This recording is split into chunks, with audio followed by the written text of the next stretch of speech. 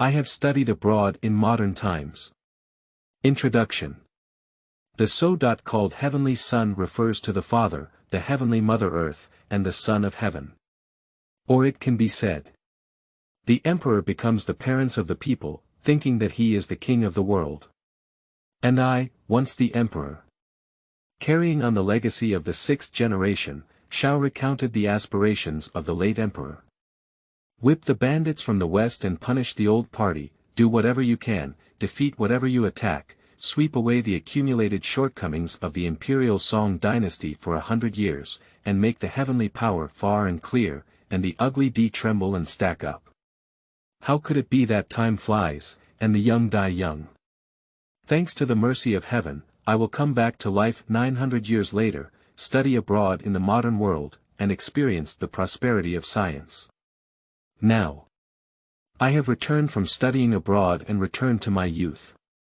With a 3-foot-long sword in hand, I ask my courtiers, when will the green dragon be bound? Chapter 1. Flowers bloom again, when people return to youth. You are listening at Novel Full.audio. In a daze, Zhao Su slowly opened his eyes. The curtain falls, the pearl curtains string together, and the nose can smell a faint fragrance, elegant, fragrant, and natural. The quilt covering the body is warm and comfortable, with vivid patterns and elegant colors. Zhao Su recognized it at a glance. This is the craftsmanship of Dongding Academy and Lingjin Academy. Whether it's weaving, color, or patterns, only the East Dyeing and Silk Academy can produce them.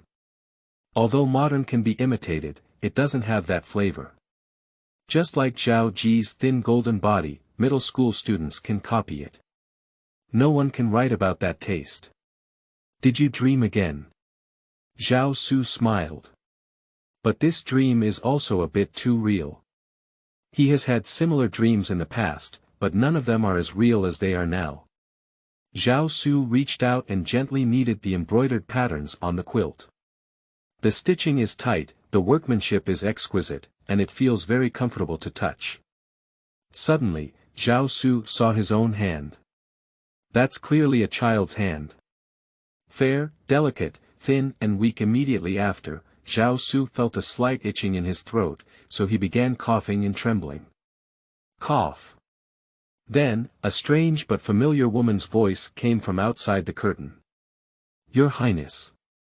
What a title I haven't heard of in a long time. Zhao Su followed the sound and saw a person who seemed familiar but forgot when he had seen them. That was a woman with a slightly chubby figure, dressed in a waistcoat, about 40 years old, with a slightly round face and a few yellow spots left by time. She wore a little pink, and her eyes were bright and gentle. She leaned over from one side of the curtain, smiled, and looked at Zhao Su with kindness. Zhao Su looked at the woman and swallowed his saliva. His pupils suddenly tightened at this moment, and his breathing became rapid. Memories of death resurfaced from the bottom of his heart, making Zhao Su feel dizzy and disorganized in time and space. He didn't know what year it was tonight. Granny Guo. He whispered the other person's name. A person who has already passed away from his life and life. Now, it appears vividly before his eyes. Zhao Su looked at his own hand, which was white, tender, and small. Completely, it's just a child's hand. Unbelievable. Unable to explain. Zhao Su was a bit absent-minded. The round face of Granny Guo, which had been forgotten by him, showed a smile. The past and present are intertwined at this moment, incredibly unreal, but also incredibly real. I only heard my mother-in-law ask softly, Your Highness, has your old illness recurred? Do you want to summon Dr. Qian to enter the palace? Zhao Su took a deep breath, felt the breathing in his lungs and trachea, and then shook his head. No need, Granny Guo, I'm not a big deal. I just had a dream. Nightmare. Grandma Guo crouched outside the curtain and asked gently.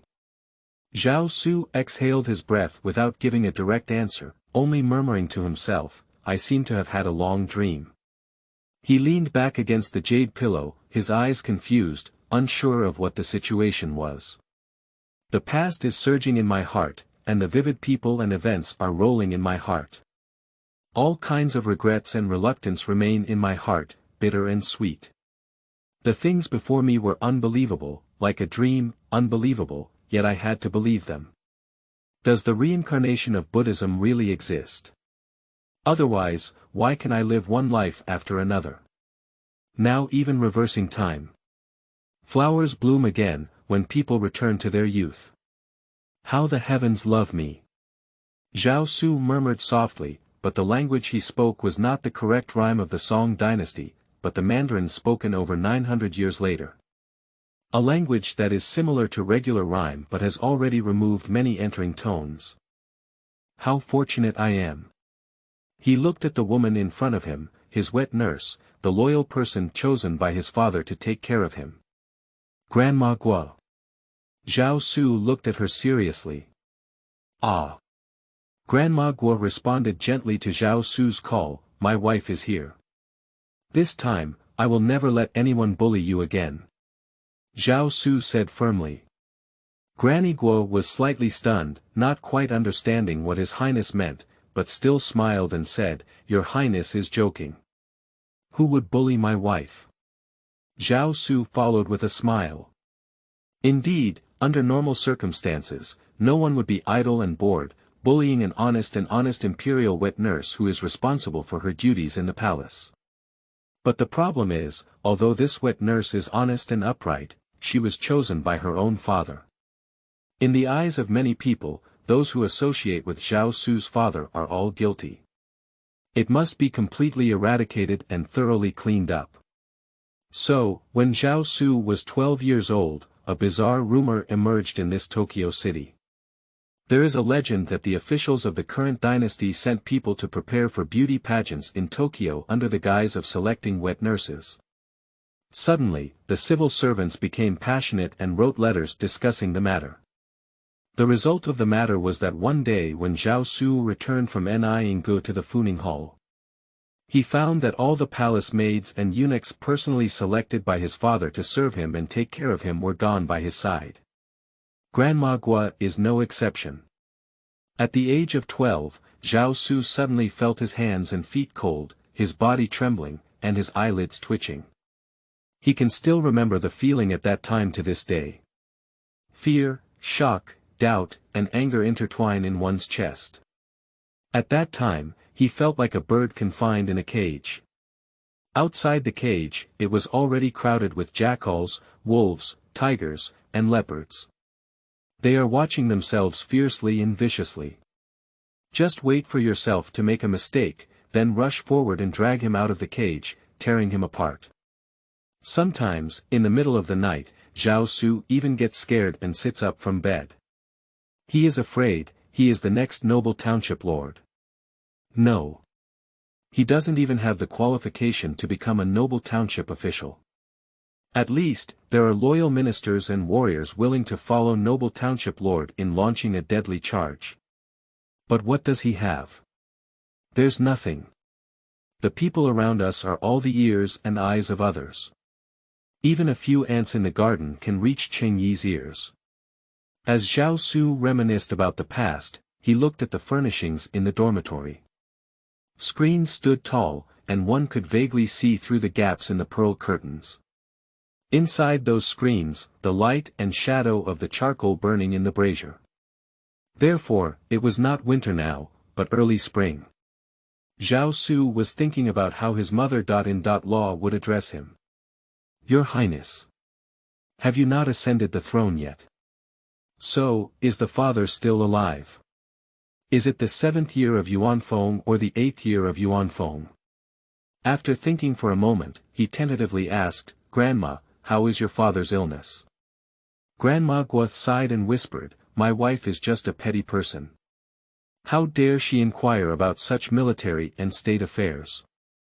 However, I heard that famous doctors sought after by local supervisors and prefectures have gradually entered Beijing. Zhao Su listened and almost confirmed the time. In the 8th year of Yuanfeng, around February. Because in the 7th year of the Yuanfeng reign, although the father emperor had already fallen ill, he was still able to handle court affairs and summon ministers. Even on the first day of the first month in the 8th year of the Yuanfeng reign, the father emperor received a congratulatory envoy from the Liao dynasty. It was precisely after that father's health deteriorated. Since February, I have been bedridden and even lost my language ability. That's why there have been cases of local supervisors and prefectures frantically recruiting famous doctors to Beijing. This is a manifestation of the central nervous system being desperate and starting to become a lifeless doctor. In order to further determine the time, Zhao Su tentatively asked, "How have the two direct speakers from the Zishintang been lately?" Zishintang was a place for princes who had not yet left the imperial court to study during the Song dynasty. Among them, officials include Yishan, Zandu, and Ji. If Shao Su remembers correctly, there are only two right speakers in the current Zishan hall, and Yishan and Zandu are both vacant. I don't know about this courtier, but yesterday I heard Feng Jing say that during the Ministry of Rights public examination, the Secretary-General dispatched many people to the Ministry of Rights Gongyuan to assist in grading papers, and the two direct lecturers were also transferred. Zhao Su nodded. I'm pretty sure about it. In the 8th year of Yuanfeng, before February 17th. Why can we be so certain? Because on February 17th, a large fire broke out in the tribute hall of the Ministry of Rights, killing more than 30 people and destroying most of the exam papers. Among them are the two direct lecturers who were transferred from the Zishan hall to the Ministry of Rights to cooperate with the grading. Zhao Su remembers this matter very clearly. Because this was his initial nightmare. Zishintang's direct lecture is his father's chosen enlightenment teacher. He was also a close person who accompanied Zhao Su throughout his childhood. But before Zhao Su was confirmed as the heir apparent, they were burned into coke by a big fire. Then, around Zhao Su, a bunch of old ministers were gradually pushed in. Su Shi, Su Che, Su Song, and Tao, Luangxi, Cheng Yi, Wang Yanshou, Fan Zuyu, Fan Bailu. Above these people, two old guys lead the way. Sima Guang, by Duke Lv. There's not even a new minister of justice. Even half of the courtiers who lean towards the new law cannot be found. How others don't know. Anyway, in the heart of Zhao Su, who was young at the time but had already started to understand, there was only one evaluation of this. Bullying the heavens. The fire in the Gongyuan, even if it was an accident, in Zhao Su's view, must be a premeditated conspiracy. Deep fear and unease followed closely, turning into nightmares and nightmares. In the following 9 years, these things were constantly strengthened and stacked. Your Highness. Your Highness. Zhao Su was lost in thought as he heard the gentle call of his mother. Law. Zhao Su regained his senses and looked at Grandma Guo, saying, I have nothing to do, Grandma Guo. Let's go down and rest. Yes. I'm leaving. The woman hesitated for a moment before slowly retreating from outside the curtain to outside the screen. Zhao Su watched as his mother. Law retreated and remembered the ending of this wet nurse in his previous life. Since the age of 12, Grandma Guo and others have been expelled from Zhao Su's side. When Zhao Su received news of these people again, it was already when he had reached adulthood and taken power, and by that time, his mother. Law had already died of illness in Tokyo. After learning this news, Zhao Su was furious. Ordered directly to demote all relevant officials. Relevant eunuchs, why not exile them all? This still doesn't relieve his anger. After 2 more years, Zhao Su vented his anger and exiled the highest performing civil servants back then. However, for Zhao Su now, these things were also a long, long time ago. For over 900 years. No one could have imagined that he, who only lived 24 years old, would live another life more than 900 years later. He woke up in a university dormitory in the new century and became a freshman in the history department with the same name and surname as him. Although he didn't know the reason, Zhao Su quickly adapted. His adaptation method is very simple. Observe more, learn more, and speak less. This is not difficult for Zhao Su. Before taking power at the age of 17, Zhao Su lived like this. No matter what others say, he remains silent. Whether it's those attendants or the Empress Dowager personally inquiring, he remains silent. Political affairs are neglected, national affairs are neglected. Even those people who replaced all the eunuchs and palace maids around him and drove out the wet nurse who had taken care of him since childhood, Zhao Su remained silent and pretended not to know. Just in your heart, record a person's name. Until the Empress Dowager, who was enveloping him, ascended to immortality. When he retrieved the ministers trusted by his father from all corners of the world. Zhao Su's thunderous strike, Shao Xing Shao Shu. In the morning, little hands are tied up, and evil spirits run far across the world. Then, it was to carry on the ambition of the late emperor and lead the army westward. Battle of Hehuang, Qing Tang's official attire. Then, at the foot of Pingsha city, lay 100 miles of corpses, behead 100000, collect Hingshan, occupy Tiandu, the western bandits tremble with fear, and the Liao kingdom look sideways. Since sweeping the Renmiao temple, the military has been weak and the country has been in a state of disrespect and humiliation. How could it be that time flies and one's ambitions are not fulfilled, yet they die young? That's right. Zhao Su was the 7th official of the Great Song dynasty. The so-called Great Song dynasty Zhezong Xianyuan inherited Dao Xianda Dingong Qinwen Ruiwu Qi Xingzhao Xiaodi Emperor, in later generations. But neither of the above two titles is as famous as his third title. Song Huizong's brother. Well, it's the international student from Woguoqing. More than 900 years later, Zhao Ji, the renowned Song Emperor Huizong, was on par with the war god of the Ming dynasty, a student studying abroad in Walla, and the emperor of the Song dynasty. Having such a famous younger brother, Zhao Su's fame is naturally negligible. If it weren't for someone who specializes in studying history, I wouldn't even have heard of him. When Zhao Su opened his eyes from the unfamiliar environment of the new century, he regained his survival skills before becoming a political figure. Under the cover of silence, he observed and learned everything. Those things that are unheard of, unseen, almost like heavenly books and myths. Although it was a bit difficult at first, I have also made many jokes. But he is very smart and also very hard-working. Diligence can make up for clumsiness. Even after spanning nearly 1,000 years, language, customs, society, and environment have undergone earth-shattering changes. But with his diligent learning and strong adaptability, he gradually integrated into modern society. In half a year, he learned to use his phone, WeChat, QQ, Weibo, and also learned to play games and watch TV. He also became familiar with the circle around him and became familiar with his classmates and teachers. 1 year later, apart from slight differences in speech and behavior, he was already a normal new century college student. As emperors, especially those of the Northern Song dynasty, Zhao Su has great advantages in the new century. He also quickly discovered his strengths. Art. In the new century, it is already impressive for college students in their 20s to be able to write calligraphy that is full of artistic atmosphere and full of scholarly charm. If this college student could still write a particularly beautiful and antique-style flying white book, that's the talent among talents. At that time, mobile internet began to explode rapidly. Taking advantage of the trend of this era, Zhao Su became the pig standing on the wind. With calligraphy, painting, and good looks, he quickly became popular in the wave of short videos, accumulating millions of fans.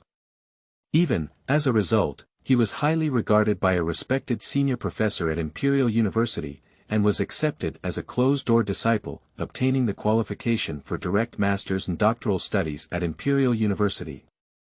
During his studies, Zhao Su assisted his teacher in repairing several lost classics from the Song dynasty. At the same time, it is also because Zhao Su demonstrated his expertise in the appreciation of Song dynasty artworks. He is often borrowed by archaeological research institutes to help with archaeological protection and cultural relic identification. As expected, Zhao Su's future should be like that of his teachers, becoming a professor at Imperial University. Then, they will be touted as contemporary art masters, calligraphers, and so on, with a bunch of titles. In the field of calligraphy and painting, perhaps one can compare to Zhang Daqian. But everything came to an abrupt end after Dr. Zhao Su graduated. What happened? Zhao Su tried hard to recall his memories. The remaining fragments flash back in my mind. Construction sites, ancient tombs. Zhao Su remembered. That was the summer of 2023, when a tunnel was being dug in a northern area, an ancient tomb was discovered.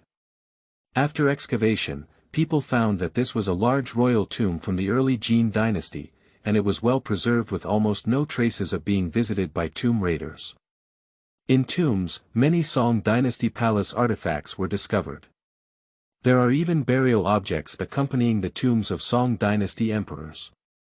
As an expert in the Song dynasty, Zhao Su was urgently summoned to participate in on-site excavation and cultural relic protection. When Zhao Su arrived, the main tomb chamber had already been discovered. So, Zhao Su joined the archaeologists in the on-site excavation. He is mainly responsible for on-site cultural relic appraisal and classification. As the excavation continued, Zhao Su discovered something wrong. Because the things unearthed in the tomb chamber are becoming more and more familiar. They are all the imperial items he loved in his previous life. In the end, in the coffin of the main tomb, Zhao Su saw a jade seal that made him lose his mind. That is the imperial jade seal. Zhao Su recognized it at a glance. The words engraved on this jade seal and the craftsmanship of the seal. It is the so-called imperial jade seal, found by Kai Jing from a farmer in Chang'an back then. Although discerning people can tell at a glance that it's fake. However, at that time, the ruler of the Liao kingdom also claimed to have the imperial jade seal in his hand. So, Liao is the orthodox. As for the state of Song, it's just a southern dynasty that stubbornly resists the heavenly dynasty. Sooner or later, it will be wiped out by the heavenly soldiers of Liao. Who can bear this? So, the great Song dynasty must also have its own imperial jade seal. Whether it's fraud, robbery, or deception. Anyway, there must be. No, it doesn't work. Kai Jing's sense of smell was very sensitive, and he immediately reacted and presented the imperial jade seal. Zhao Su, of course, heard the string song and knew its elegance. He immediately announced that this was the jade seal of Chuanguo. Qin Shi Huang has arrived, it can be said to be genuine. However, the authenticity of things can deceive oneself, but not others. So, Zhao Su, the imperial jade seal, has always been kept by his side and not shown to outsiders. I thought that 900 years would be enough to annihilate everything. Unexpectedly, 900 years later, we met again. When Zhao Su entered the archaeological excavation site, his emotions had already become very excited. Because everything he saw and witnessed matched the records he saw in history books. According to historical records, the Jin army captured Bianjing and looted the imperial tombs after the downfall of the northern Song dynasty. After passing by, the coffin was excavated, and all the treasures in the tomb were taken away. The remaining bones were abandoned in their original place. This includes Zhao Su's Yongtai mausoleum. According to records, the remains of Zhao Su himself have been exposed to the wilderness for several years, allowing wild dogs to tear and gnaw on them. Until a southern Song official who was ordered to go on an envoy to the Jin dynasty passed by the imperial tomb and saw the tragic state of Zhao Su's body. He wailed and took off his clothes to recombine the body. This allowed Zhao Su to settle down again. Archaeological site, cold written records overlap with reality. Zhao Su's spirit and psychology have been greatly impacted. The imperial treasures that should have been buried with them prove the correctness of historical records. After his death, there is no place to bury him. Expose the corpse in the wilderness, torn by wild dogs. Moreover, he is not the only one doing so. Ancestors and ancestors, it's all like this. Wait until the jade seal of the country was taken out of the main tomb and presented to him for appraisal. Zhao Su's emotions completely collapsed. He was wearing gloves, holding the unfinished jade seal, looking at the carved text on it, crying and fainting on the spot. I don't remember anything from now on. By the time I regained consciousness and opened my eyes, I had already returned to the present, my youth, more than 900 years ago. Is it a dream? Zhao Su looked at everything around him. The blanket covering the body, the sleeping bed, the screen outside the curtain, and the furnishings in the sleeping hall. All of this is vivid and true, without any falsehood. He rubbed his hands, fair, delicate, and small. He felt his breath, panting slightly as he read www.youth.Net. It is indeed true. It is indeed what he looked like when he was young. It seems that I am really going back to my youth again. After his premature death, his soul returned more than 900 years later and returned to his youth. Father is still here, but the lamp has run out of oil. The change of the world is on the verge of collapse. Party struggle is imminent. The entire Song dynasty will be torn apart by this unprecedented party struggle. What can I do? What can I do? Zhao Su murmured to himself, then burst into a bitter smile. In name, he is 10 years old, but in reality, he is 8 years and a few months old. In the current political situation, he cannot do anything. The little emperor has never had power. It's also impossible to hold power. Moreover, he is not yet an emperor, and has not even been registered as a crown prince. Now he is only the prince of Yan'an County, the grand commandant of the procuratorate, the military governor of the Taiping army, and the Duke of Keifuitong. All of them are false titles. Even the name is not Zhao Su, but Zhao Maid. In theory, whether that throne is his or not still requires a big question mark. In fact, it is also the case. In Zhao Su's previous life, after taking power, he repeatedly triggered major cases. Apart from retaliation, the main reason is that someone really planned to stand up again. And they put it into practical action. Thinking about these, Zhao Su gradually became drowsy. Now, although he has reached adulthood psychologically, but physiologically, he is still a child. And he is also a child whose body is not very healthy. Naturally, it's easy to get tired and fall asleep. Chapter 2. Immortal Filial Piety in the Heavenly Family Since Ancient Times. You are listening at novelfull.audio. When Zhao Su woke up again, it was already dawn. Upon seeing him wake up, the eunuch in charge of serving immediately came forward with the palace maids to serve him in dressing and washing. It made Zhao Su feel a bit uncomfortable for a while. At the beginning of the new century, he also didn't adapt.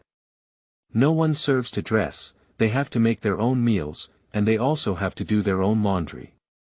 My roommates laugh and laugh all day, no big or small, and all kinds of dirty jokes fly. All of this is at odds with his once supreme imperial identity. It took several months to adapt. After adapting, Zhao Su found that it was actually quite good. Although without power, he is no longer a supreme, starry, and steadfast ruler. But he had friends and began to understand the diversity of the world, savoring the sweetness and sourness of life. Now, spinning around and returning to his original position, he once again becomes a prince with clothes to stretch out and food to eat. Looking at the eunuchs around, their flattering expression. Looking at the palace maids, he humbly lowered his head and waited on him to dress and wash. Zhao Su felt a bit dazed. This scene seems familiar to me. Perhaps, in his previous life, he was also like this at this time, being served in this palace, and walking towards the crossroads of fate in a daze. He recalled many things. Those childhood shadows, those sleepless nights, those awakened by nightmares. I also remembered the country that was completely torn apart by party struggles. The new law ministers who were exiled, reprimanded, or even appointed or demoted to death during the period of Yuan Yu's hanging curtain. I even remembered the liquidation he launched for revenge after he took power. Under the righteousness of Shao Sheng and Shao Shu, everything of the old party crumbled and crumbled. Sima Guang and Lv Gongzhu were almost decapitated. The living Yuan Yu ministers, under the surveillance of officials, embarked on the thorny road to Lingnan and Yazhou. How they used to treat the new party. Now, the new party is doubling its rewards. In the end, what flashed back in Zhao Su's mind were written records about the shame of Jingkang. These words turn into images. The capital city of Bian was destroyed, and Zhao Ji and his son Zhao Heng were stripped naked, like dogs, leading sheep and surrendering to the Jin army. Thousands of royal, aristocratic, and official women, as well as palace concubines, princesses, and princesses, were driven naked, wearing only a sheepskin, to the Jin army camp. Hundreds of thousands of people in Bianjing were strung by ropes and driven towards the north. Behind them lies the burning Bianjing city, the shattered mountains, rivers, and land, the bleeding mountains and rivers, and the yellow river filled with corpses. The world is overturned, the rivers and mountains are destroyed. The tombs of ancestors have also been excavated, the coffins have been violently dismembered, and the bones have been exposed in the wilderness. Finally, all the visuals and words merged into one poem. Jingkang is shameful, yet it has not yet snowed. My courtiers hate me. When will it be destroyed? Zhao Su's hand was tightly held. His chest was heaving violently. The wheezing in the lungs is intensifying. Cough. He's starting to cough. Your Highness. The eunuch, who had been flattering before, turned pale in fear and knelt down with a thud. The palace maids knelt down trembling and trembling. They are very clear that if Zhao Su were to have this matter spread to the ears of the Empress Dowager and Empress Dowager, they would definitely be punished with a cane. That kind of fight to the death. I'm fine. Zhao Su took a deep breath and breathed slowly. He looked at the panicked eunuchs and palace maids and comforted them softly, don't panic, let's get up and talk first. He felt the panting of his lungs, knowing the condition of his body. In the new century, Zhao Su once sought advice from respiratory experts at the top 3 hospitals in the imperial capital under the pretext of academic research. We have discussed the condition of Emperor Zhezong of Song. After Zhao Su added a considerable amount of details about the characteristics of the illness and living environment. Experts have come to the conclusion that it should be allergic pneumonia or allergic bronchitis. In short, there is an allergen that causes inflammation in the respiratory system.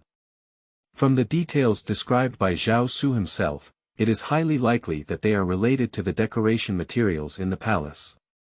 Zhao Su then turned his head to look at the furnishings of this sleeping palace. Especially the colors on the walls. That bright and eye-catching vermilion was extremely dazzling in Zhao Su's eyes.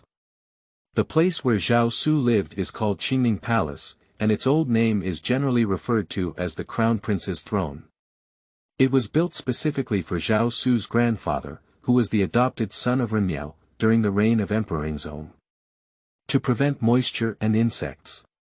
The walls, beams, columns, and screens inside and outside the Qingning Palace were painted with a mixture of cinnabar, mercury, and lead. And these things are all highly toxic. Zhao Su intends to immediately order and send someone to shovel all these things away. He wants to move out of this place. Even moving out of the main building. But he can't.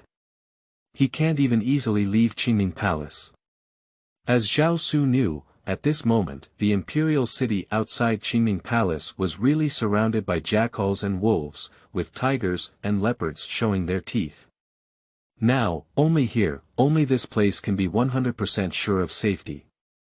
Because outside the Qingning Palace, the garrison of the Forbidden Army was arranged by Zhao Su's father, who personally issued a secret edict to Yenda, the deputy commander of the palace and the military governor of Wukong, at the beginning of his illness, ordering him to select loyal and virtuous individuals and guard the imperial heirs. So Yenda personally selected the disciples of the imperial guards who had followed him in the western expedition against the Xia bandits and the southern expedition against Jiaoji, and arranged to guard outside the Qingning Palace as the imperial dragon Ji. At the same time, Yenda sent his 3 sons to take turns sitting at the exit of Qingning Palace, guarding day and night. Out of the Qingning Palace, out of the protection of this palace wall. The wild wind and rainstorm outside may pour down on Zhao Su. In front of the throne, in the face of supreme power. Those people dare to do anything. Zhao Su took a deep breath and then said to the eunuch, "Go and summon Feng Jing. I have something to tell him." "No." The eunuch hurriedly followed orders and left. Not long after, a burly eunuch in his 30s, with a slightly square face and a slightly black complexion, dressed in a purple robe, approached Zhao Su. The eunuch approached Zhao Su and bowed before him, saying, "I would like to pay my respects to the Prince of Yan'an. I am not sure if the Prince of Yan'an has summoned me. What are your instructions?" This eunuch is a retainer who serves Zhao Su and acts as Feng Jing in the Qingning Palace. However, Feng Jing has not been with Zhao Su for long now. He was only personally transferred to the Qingning Palace by Zhao Su's father at the end of December last year. Zhao Su looked at Feng Jing wearing a narrow-sleeved purple robe, his eyes fixed on his face, and his body leaned forward slightly.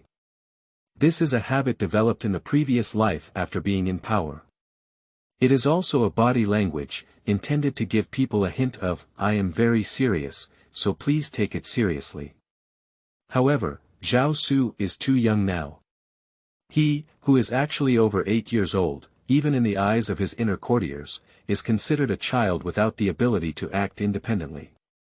So, Zhao Su cannot guarantee that Feng Jing will take it seriously. Zhao Su thought for a moment and said to Feng Jing, "I heard that Qin was recommended by Duke Li Zhongmin."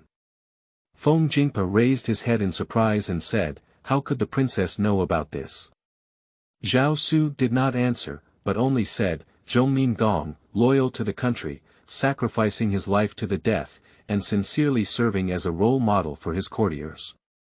Although I am in the Deep Palace, I have heard of Zhongmin Gong's story, and I only wish I had never seen him with my own eyes." Feng Jing was a bit excited and bent down, choking up. If Zhongmin Gong knew that His Highness the Princess is so kind, even under the 9 springs, he should still smile. Zhao Su smiled slightly and looked at Feng Jing, saying, "Since I was recommended by Duke Zhongmin, I should also be a loyal minister." Feng Jing immediately took something out of Zhao Su's words and bowed reflexively, saying, "I am willing to walk for His Highness the County Prince's cattle and horses, but I wish my humble body could fill the gaps first." That's right. What Zhao Su wants is Feng Jing's seriousness. So, he went in a big circle to mention Feng Jing's protector. The so called Li Zhongmin is Li Xuanju. In the 5th year of Yuan Feng, he died in battle in Yongla City and was posthumously named Zhongmin after sacrificing himself for his country. This retainer, over 900 years later, still has cultural relics passed down. It is the stone carving of Belonki in Baishi, Mount Taishan. In the new century, Zhao Su even went to see it and it was well preserved. In the Song dynasty, there was a close relationship between the sponsor and the sponsor. It is not an exaggeration to have both prosperity and loss. And Zhao Su knew that Feng Jing regarded Li Xuanju as his father. He would specifically mention the name Li Xuanju. This is like in the new century, when a boss wants his employees to work overtime but doesn't want to pay overtime, he can only draw a pie or PUA. Zhao Su now has no power, not even much money. We can only use Feng Jing as the protector of our reincarnated parents to provoke and intimidate them. Good. Zhao Su observed Feng Jing's expression and nodded slightly. Although in his previous life, Feng Jing had already proven his loyalty with his life. But ultimately, the current situation is different, and the situation is also different. Zhao Su needs to ensure that Feng Jing is serious, which is related to his subsequent plans as well as his own safety and health. I have two things to ask Aiqing to do. Your Highness, please give the order, I will never refuse to die. Feng Jing bowed deeply and said seriously. The first thing.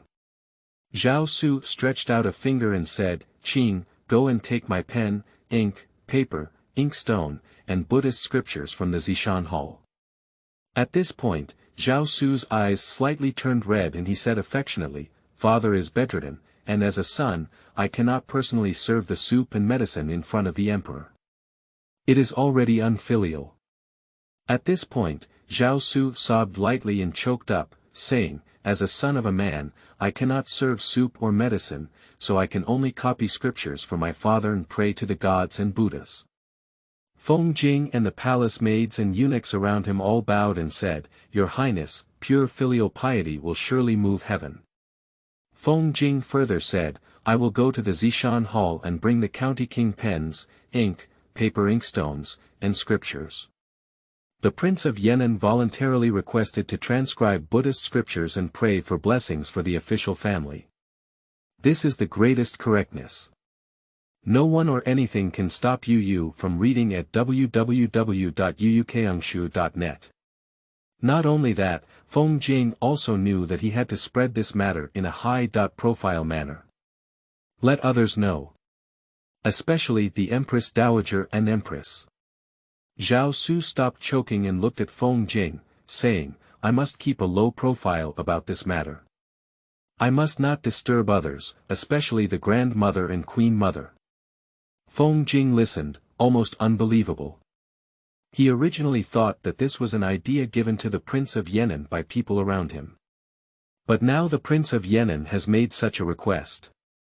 This is really so, the Prince of Yan'an County is sincere and wants to copy Buddhist scriptures to pray for blessings for the officials. Unbelievable. How old is the princess? Unexpectedly, pure filial piety has reached this point. Feng Jing couldn't help feeling ashamed of his previous inner filth. Suddenly, Feng Jing's gaze towards Zhao Su completely changed. As the Prince of Yan'an sat on the bed, he said earnestly, This second matter requires you, Qing, to personally do it and supervise it. Princess, please give orders. Starting from today, I will fast. Zhao Su said slowly, in the Qingming Palace, all meals must not contain meat or fish. All drinking water needs to be boiled and then filtered with a fine cloth. I personally supervise this matter, and there must be no slackness in it.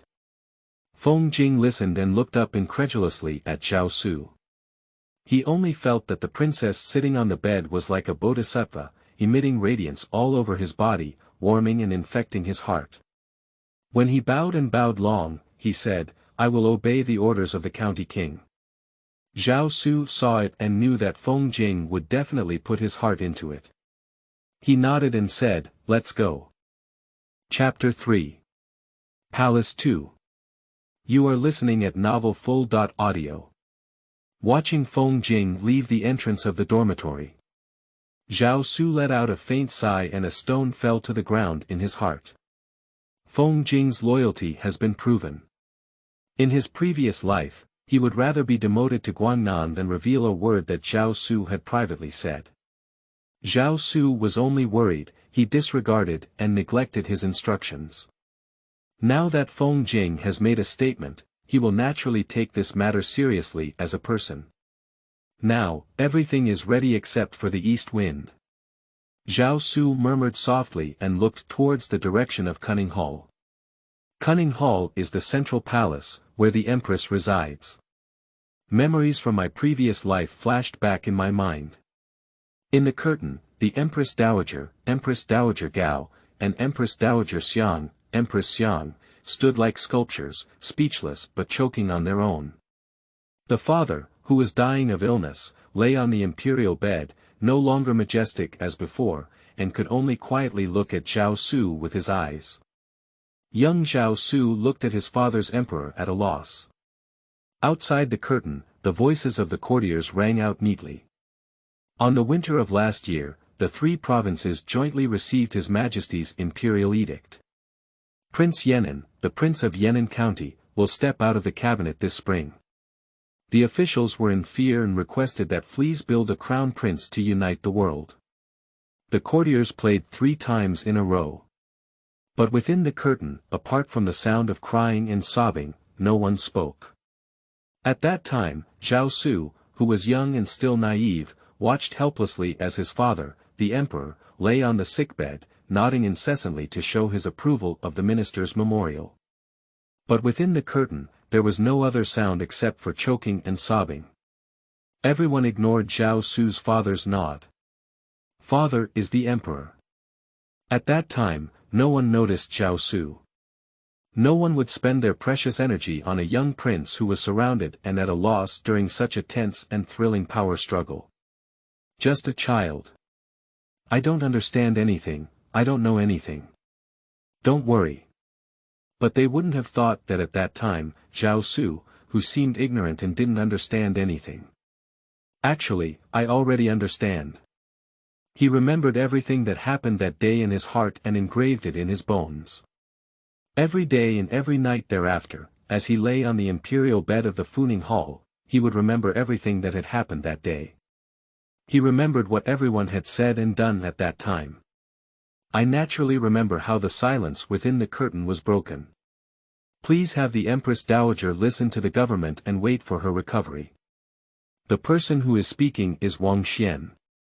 At that time, he was the left minister of the Imperial Secretariat and the assistant minister, also known as the left prime minister. That day is the 29th day of the 2nd month in the 8th year of Yuanfeng, Gaisai. The location is the dormitory in the East Pavilion of Funing Hall. Cunning Hall. The residence of Empress Song, located behind the Funing Hall, is known as the Central Palace. According to ancient customs, it is called Jiaofang because it uses Sichuan pepper to coat the wall.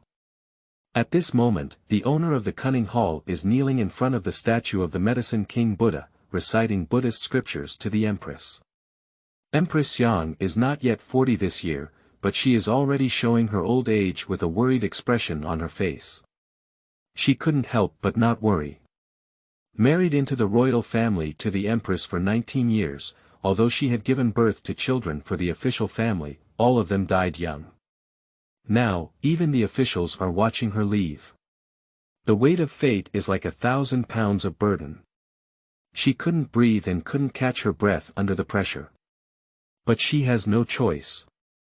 There seems to be no other way besides praying to the gods and Buddha. After reciting a volume of Buddhist scriptures, lay them down to the Empress. The courtier Yan Shouqin, who had been standing tall behind him, finally took a step forward and whispered, "Saint." Without looking back at the Empress, she looked at the statue of the Medicine King enshrined in the Buddhist niche and asked, "What's up?" "Dang Qingning Palace Feng Jing, just went to the Zishan Hall." "Oh."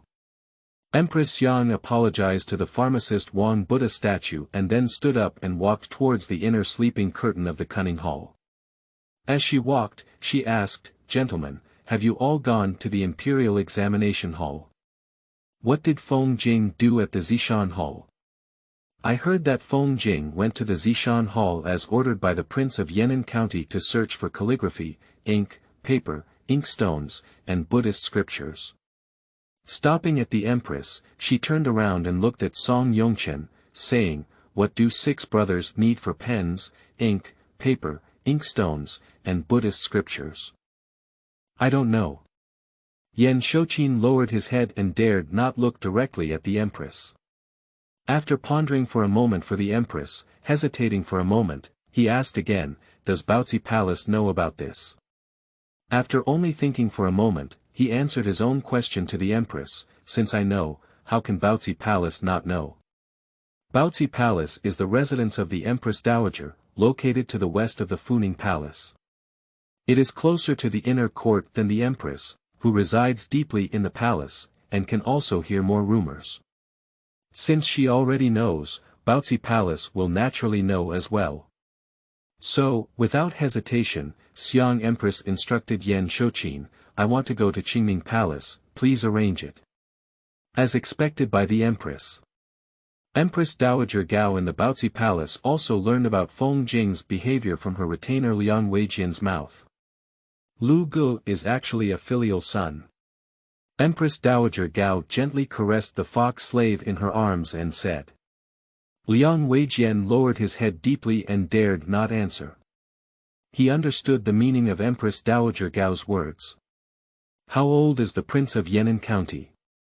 A child, even if he truly has filial piety, how could he think of copying Buddhist scriptures and praying for blessings for the official family? Even if you want it, how can you take action? Someone must have taught it. Liang Weijian knew that since he could think of this section, the Empress Dowager could not have thought of it. Empress Dowager Gao continued to gently caress the soft hair of the fox slave in her arms and brought up another matter. The emperor once said last year that until the sixth brother left the cabinet, Sima Guang and Lv Gongzhu would be appointed as mentors. Is there such a thing? Empress Dowager Gao looked at Liang Weijian. Liang Weijian remained silent. But silence is the answer. Kezishintang, there are already 2 direct speakers. Empress Dowager Gao said leisurely, think of a way to stop those 2 direct speakers from speaking to other local states and counties. The emperor sometimes handles things like this, hesitating and hesitant. How can we continue to let Wang Engxi's evil theories deceive the prince, even though we have decided to let veteran officials like Sima Guang and Lv Gongzhu escort the prince? The Empress Dowager, who lived deeply in the palace, did not know much about financial management. I also don't understand why my son insisted on going his own way in reform.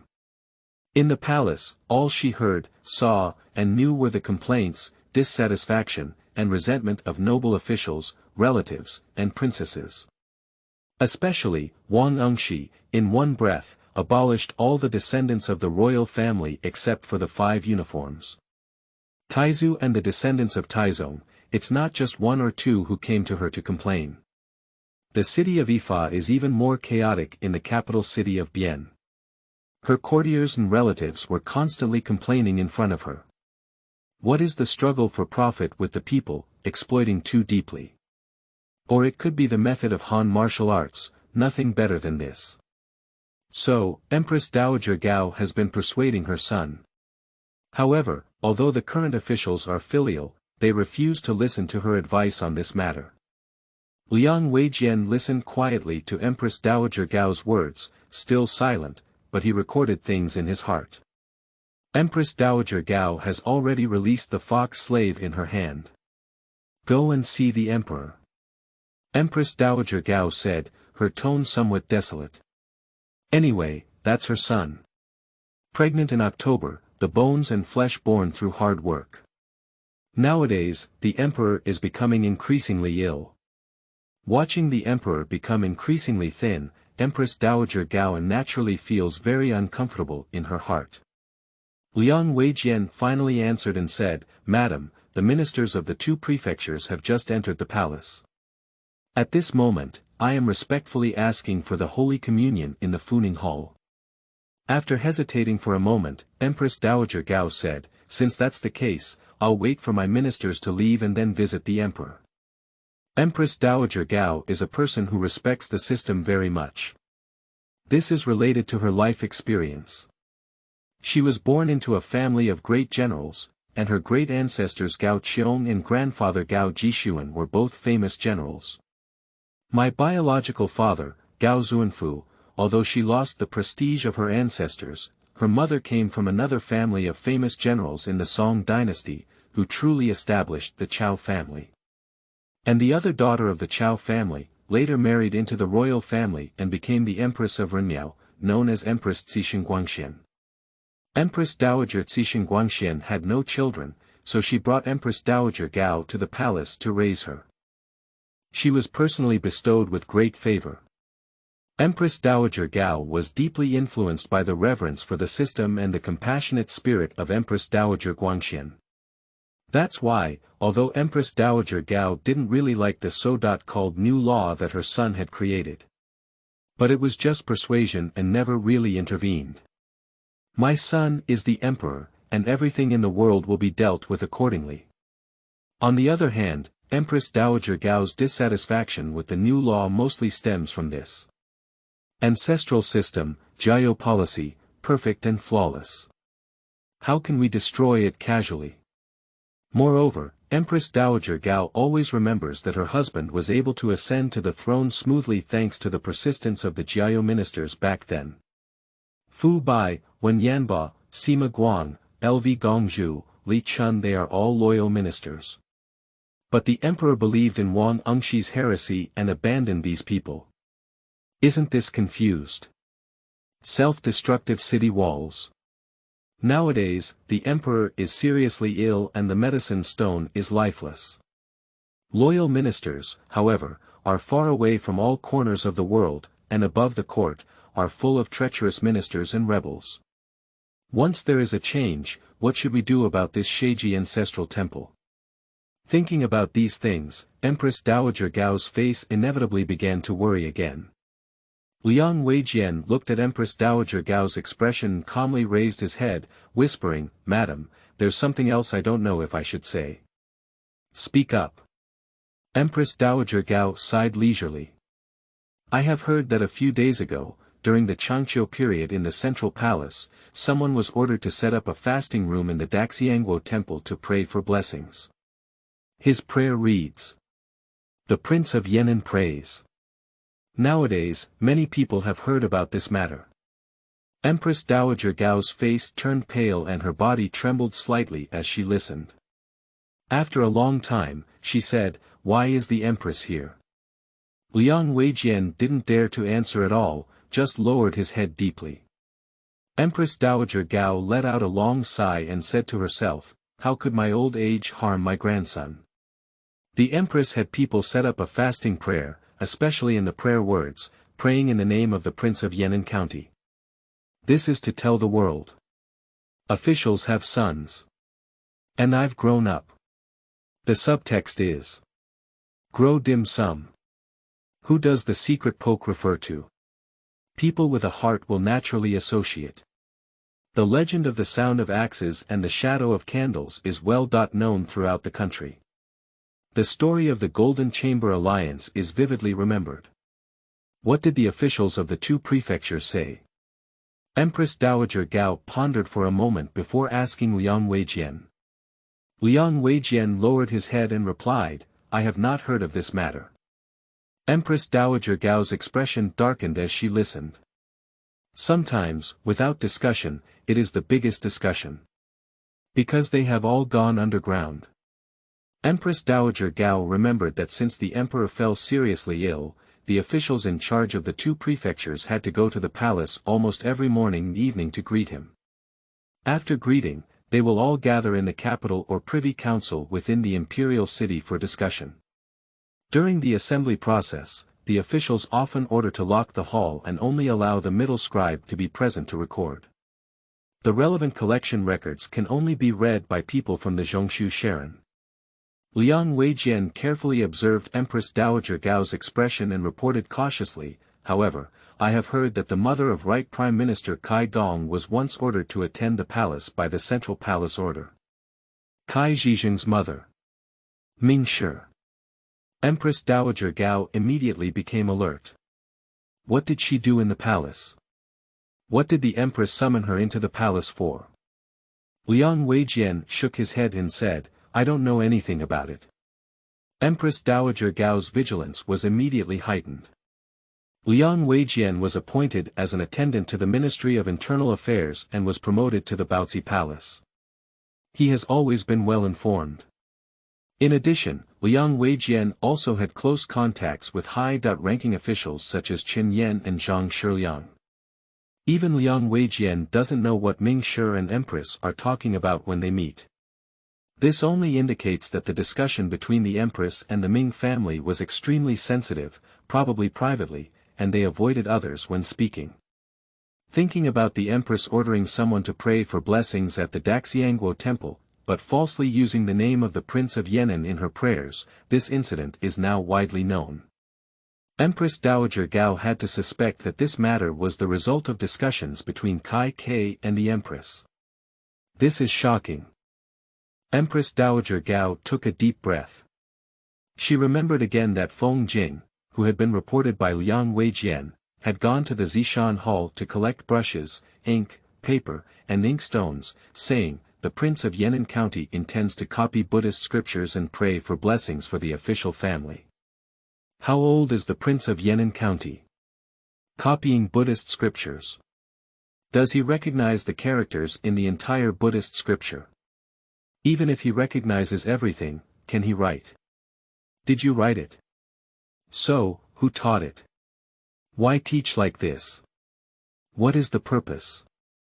In Empress Dowager Gao's heart, a word suddenly popped up. Xiang Zhuang's sword dance was intended for Duke Pei. So she could no longer sit still and said to Liang Weijian, "Send an order to move to Qingming Palace. I want to go see how pure filial my Zhao family's qilin is." Although Empress Dowager Gao was a lesbian, she grew up in the deep palace from a young age and has never experienced any complex human emotions. But her strength is already there. When Ing Temple was alive, there was not a single concubine in the entire imperial city. Auntie Sishingwang offered the Empress and even blamed her for it, asking her to actively select a concubine for Emperor Ingzong. Empress Dowager Gao directly sealed off the blame of Empress Sishingwang's offering with one sentence.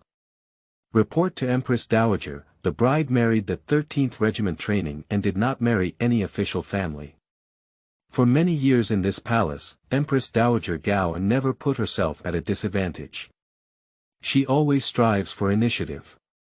Go to the Empress Yi Wei, leave the Cunning Hall, pass through the Chongjing Hall, and head towards the Qingming Palace under the Donghua Gate. But just as I walked out of the side door of the Chongjing Hall, I heard the voice of my ministers singing in clearing the street. The Empress Dowager is fortunate, her courtiers are avoiding the path, and all officials are welcoming her. Xiang Empress first stood in a daze. Yu read a book www.yuyukeangshu.net, and then quickly led the people to avoid the side of the road, waiting respectfully for the Empress Dowager's guard. A little while later, a group of ceremonial guards, holding yellow umbrellas and carrying imperial weapons on both sides, were escorted by military staff. In front and behind, there were courtiers echoing with rows of fans, and they came all the way in a grand and majestic manner. As she approached, she took a step forward and saluted the Empress, saying, "The bride respectfully asks if the Empress is safe." Sitting on the chariot, Empress Dowager Gao still held the fox slave and looked at the attendant Empress Xiang. After deliberately waiting for a while, she showed her face and said, "I'm doing well." Then he asked, "Empress, are you going to Qingming Palace?" Bowing to the Empress again, "Madam Hui, it is indeed so." Empress Dowager Gao nodded and said, "The Emperor is lying ill, but all the affairs in the harem require your hard work." "I dare not," replied the Empress, bowing her head, "this is the bride's duty." Empress Dowager Gao smiled and said to the Empress, "It's a coincidence. I also want to go to Qingming Palace and visit Brother Six." "Empress, let's go with me now." "Obey the will of the Empress." I bow again to the Empress.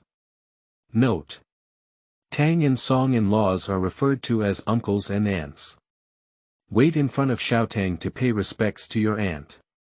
Empress Dowager generally refers to the Empress Dowager and Empress Dowager, while Empress Dowager is known as the Sage, which is a court rule passed down from the Tang dynasty. Regardless of whether she passed away as Empress Dowager or Empress Dowager, she was honored with the title of Empress Dowager after death. This is because the deity would attach a temple, and her identity was changed back to Empress Dowager. Note 2. There are various opinions about the serious illness of Emperor Shenzong and the establishment of a storage system. Moreover, the records of Emperor Shenzong have been revised 3 times before and after, and it has long been unrecognizable. We believe that the version revised during the reign of Emperor Zhezong Shao Sheng was adopted here. Although this version was almost destroyed, when Li Tao wrote the continuation of Ziji Tong Jianlong, he quoted a lot to refute this version of Emperor Zhizong. Chapter 4. Seizing the Throat of Fate. You are listening at Novel Full.audio. Zhao Su ordered his first breakfast in the 8th year of the Yuanfeng reign. A piece of cheese, 2 boiled eggs, a small bowl of congee rice.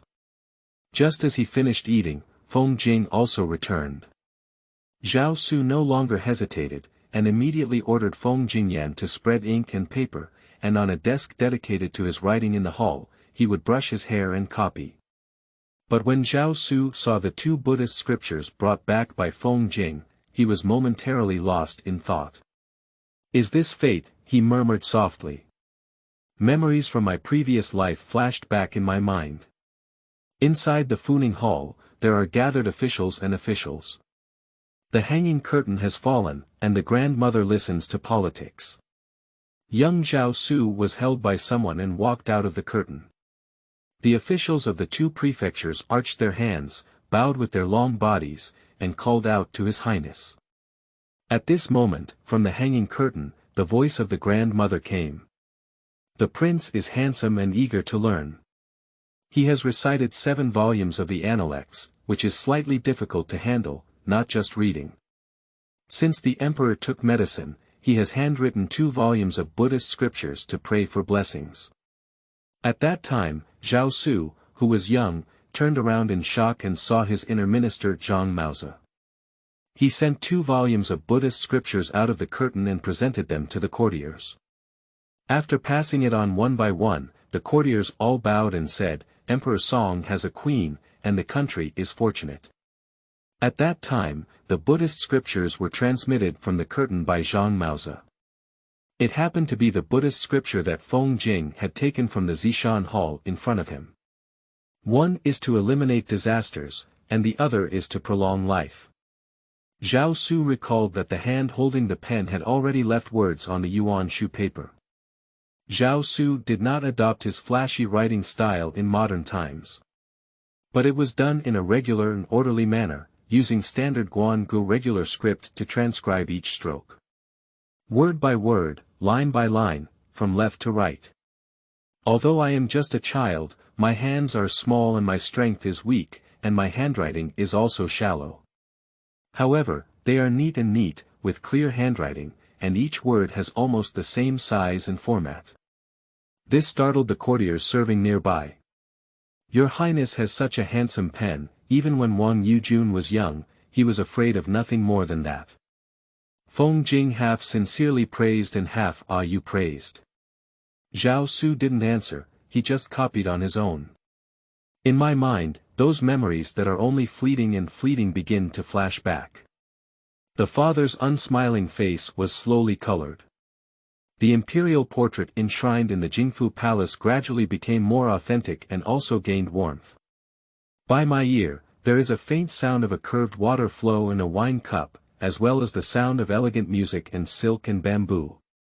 The candlelight began to shine, and among the imperial court, the figures of ministers dressed in purple robes, hairpins, and fish were reflected in their pupils. Brother Lu, come with me, don't be afraid. Father Emperor held his hand, his small, thin hand, and walked out from behind the curtain. This is Jiaying Hall. This is the servant of my son, the 6th son of the emperor. Father smiled and introduced to the ministers who were sitting in the entire gathering hall, I have been granted the title of Prince of Yan'an. I want to have him leave the cabinet next spring. At that time, I will need the assistance and protection of all the ministers. The courtiers were then divided into 2 classes, civil and military, and approached them with the courtesy of courtiers. They bowed again to their father, the emperor, and also to the small, thin Zhao Su standing next to him. Many years later, Zhao Su found out that his father had made precise arrangements for the grand banquet at the Jiaying Hall that night. Not only the ministers above the rank of attendant in the capital, but also the generals above the rank of horizontal class, are all summoned. Even earlier, multiple prominent officials were recalled and complex personnel arrangements were made. Li Xian, the envoy of Jingfu Palace, the Empress Dowager of Wu Xinjuan, the deputy chief of the imperial household, and the governor of Shihe Lanhui Road, who held a heavy army, were called back by imperial decree to attend the palace banquet that night. There is another person who followed Li Xian back to Beijing. Hebei Road Transport Commissioner Lv Xingqing. Liu Xingqing is not important. What is important is his older brother Liu Huiqing, who was appointed as a scholar in the Zhejiang Hall, the magistrate of Taiyuan Prefecture, and the concurrently appointed governor of Linyan Road. Most of the Western Army was under the command of Lv Huiqing, and most of the generals under his command were military officials who had expanded their borders since the Xining period. In addition, Wang Anli, who was about to be appointed as the Right Chancellor of the Imperial Secretariat and the Assistant Minister of the Central Secretariat in Jiangning, was specially arranged to sit in a position second only to the two prime ministers, so that Wang Anli could see Zhao Su's appearance clearly. And Wang Anli was Wang Engxi's younger brother, and his general, Jiang Ning, happened to be the hiding place where Wang Engxi sought to leave. These people, along with all the serving ministers and military officials above the rank in the capital, attended the night banquet at the Jieying Palace. It is equivalent to declaring that the Prince of Yan'an is already the Crown Prince. It's equivalent to providing Zhao Su with insurance. If there were any changes, the army of Li Xian and Lv Huiqing, along with the call of the brothers Wang Engxi and Wang Anli, would be enough to reverse everything. Not only that. A few days later, Zhao Su's father publicly announced an event in front of the officials in the Yanhe Palace. When Wang Mingchen of Yan'an County comes out of the cabinet, he should be protected by Sima Guang and Lv Gongzhu as his teachers. This is double insurance. With this decision, the old party entrenched in Luoyang has also been united. If parents love their children, they must plan for the long term. Zhao Su couldn't help but feel 1,000 emotions when he thought of this. The hand holding the pen couldn't help but tremble slightly, and a few ink stains spread out on the paper, turning the entire character into a ball of ink. Zhao Su reached out and Feng Jing, who was serving next to him, promptly handed a neatly cut, one-word-sized yuan shu paper to Zhao Su. In the Song dynasty, there were no pencils or erasers. What should I do if I make a typo? The answer is very simple. Use a piece of paper, stick it in the wrong place, and rewrite it. Zhao Su pasted the paper on the wrong words. In his memory, almost all the impressions of his father's health remained on the night of the Jieying Hall. The remaining ones that can still be remembered are the father emperor lying on the hospital bed, with a thin and pale face. In his mind, the things he only learned after he took power began to roll. I have a foot drop and a headache. I'm so lonely. This is the confession of my retainer Yan Shouqin. According to Yan Shouqin, these were the words my father said to him when he walked out of the Yanqun Pavilion in December of the 7th year of Yuanfeng. The cold words transformed into painful and lonely moans in Zhao Su's heart. As a king, the world is supreme. But in the cold winter of the 12th lunar month, a person arrived at the Yanqun Pavilion in the Deep Palace. He has a headache, falls in his feet, and chills all over his body. He already knows that he doesn't have much time left. Looking around, there was no one in the entire imperial city who could comfort or give him warmth. In the vast palace city, he could only face the whole world alone. Just like after Xining, he could only carry the banner of reform alone and lead the situation of reform alone. So, in loneliness and despair, he came to Yanqun Pavilion. There is the warmth and reliance he once had. The only relics and portraits that once understood, encouraged, and supported his loved ones were enshrined in the Yanqun Pavilion. Merciful Holy Light presents Empress Shao.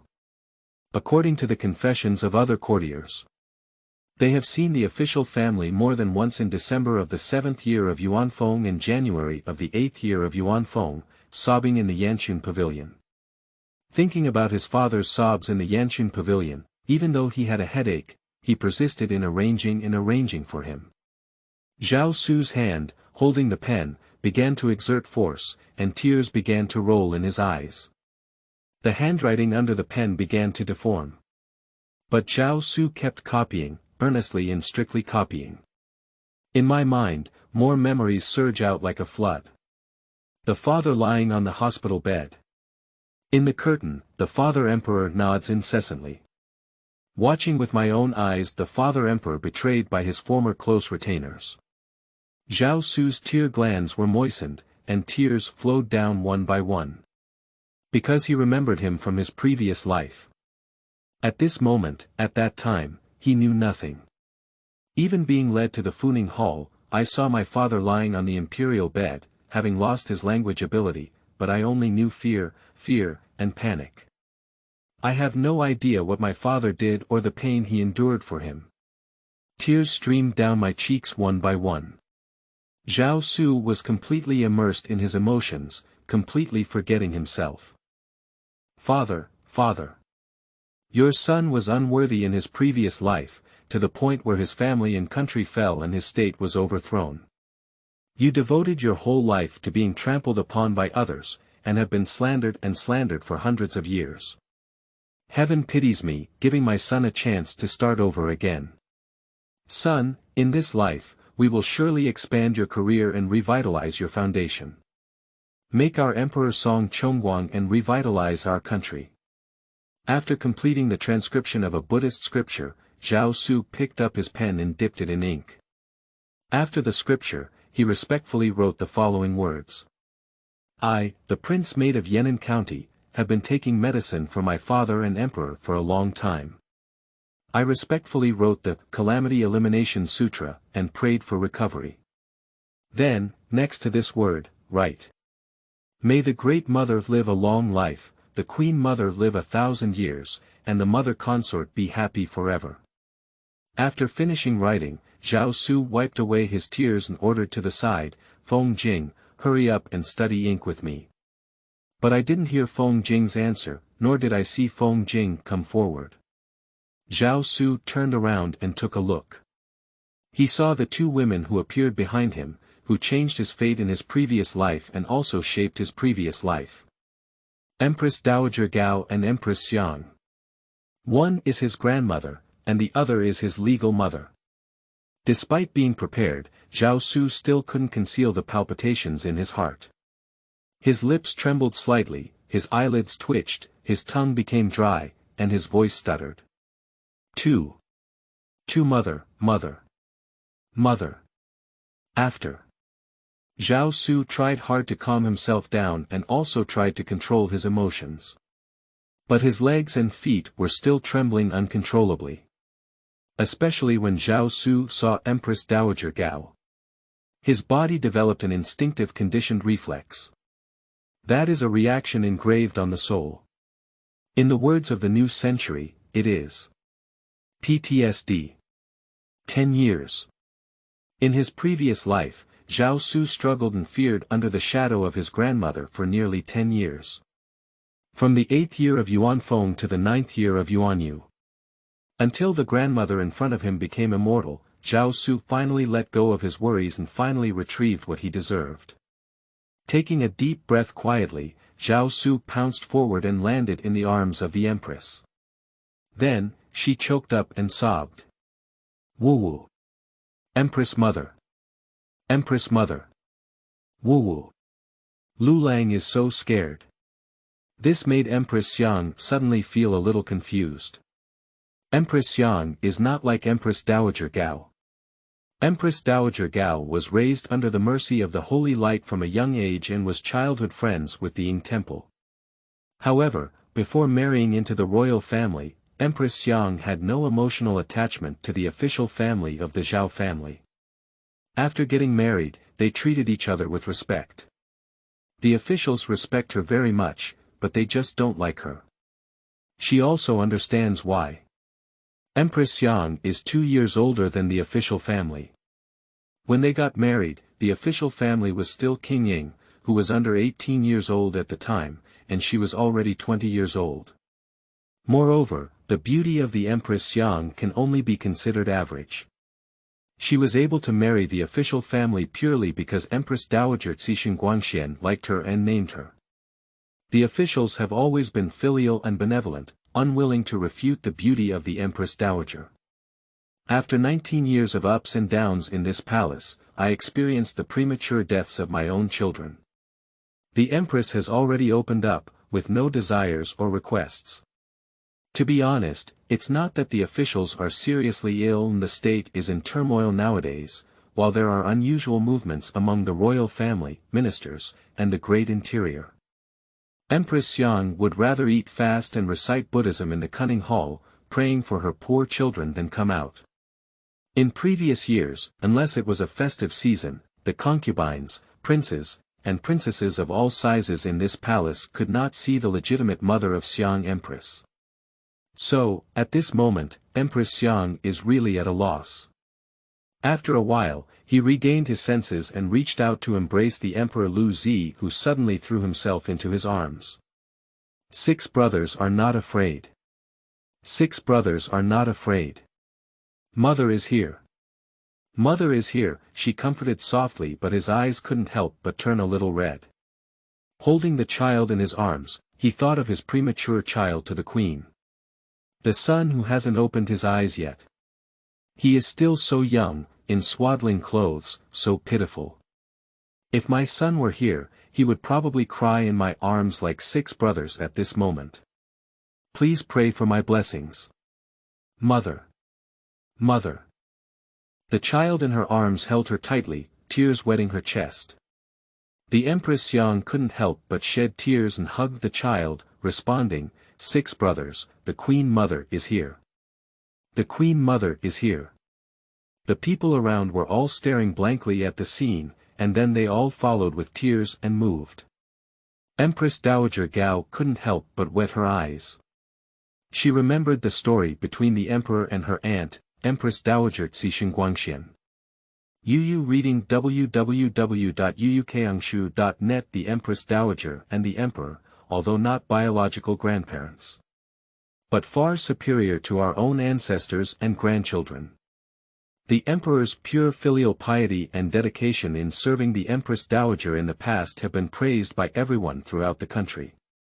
After the Empress Dowager ascended to immortality, the Emperor would visit the Yanqun Pavilion every time the Empress Dowager's birthday or death day to offer incense and offerings to her. On weekdays, I also go to Yanqun Pavilion and often shed tears when I see the remains of the Empress Dowager. What a good child! Empress Dowager Gao couldn't help but say. She stepped forward and looked at the already transcribed Buddhist scriptures. Especially the text at the end of Buddhist scriptures. I am the servant of the Prince of Yan'an County, who has been taking medicine for my father and emperor for a long time. I respectfully write the Disaster Reduction Classic and pray for recovery. And may my mother live a long life, my queen live 1,000 years, and my mother's consort be happy forever. Other things can be taught by someone else. But who taught this filial piety, this intention? Moreover, just now, Empress Dowager Gao was watching her grandson with her own eyes, copying Buddhist scriptures while shedding tears. Although tears streamed down my face, I never stopped transcribing my writing. This can only indicate one thing. The emperor and the 6th brother are equally filial. No one knew that at this moment, the mouth of the Prince of Yan'an, who was sobbing in the arms of the Empress, was slightly upturned. His plan. Opening my eyes in the Qingming Palace and returning to my youth, the plan that had already emerged took a solid and reliable step. He grabbed the throat of his own destiny. Empress. Empress Dowager Gao can hang curtains. Can't we just face the queen? Only with the hanging curtains of the 2 saints can there be checks and balances. The best part is that Xiang Empress has no desire for power at all. Chapter 5. The Empress with Heartbeat. You are listening at novelfull.audio. Holding the prince in his arms to the Empress, listening to the child crying and calling out to his mother, he also felt his warmth. The already dead heart seemed to be quietly stirred by something, reviving itself. Yan Shouqin, who had been looking behind the Empress and observing his words and expressions, saw this scene and his heart suddenly beat. He knows. This is a once-in-a-lifetime opportunity. If he doesn't even know how to seize this opportunity, then he doesn't have to hang out in this palace anymore. So Yan Shouqin took a deep breath and bowed his hand to congratulate Empress Dowager Gao and Empress Xiang, saying, "The pure filial piety of the Prince of Yan'an is rare in ancient times. I congratulate the Empress Dowager and the sage." Then he bowed in the direction of the Funing Hall, "Congratulations to everyone." Upon hearing Yan Shouqin's words, Empress Xiang was immediately overjoyed and couldn't help but tighten her grip on the prince's hand in her arms. "Amitabha Buddha."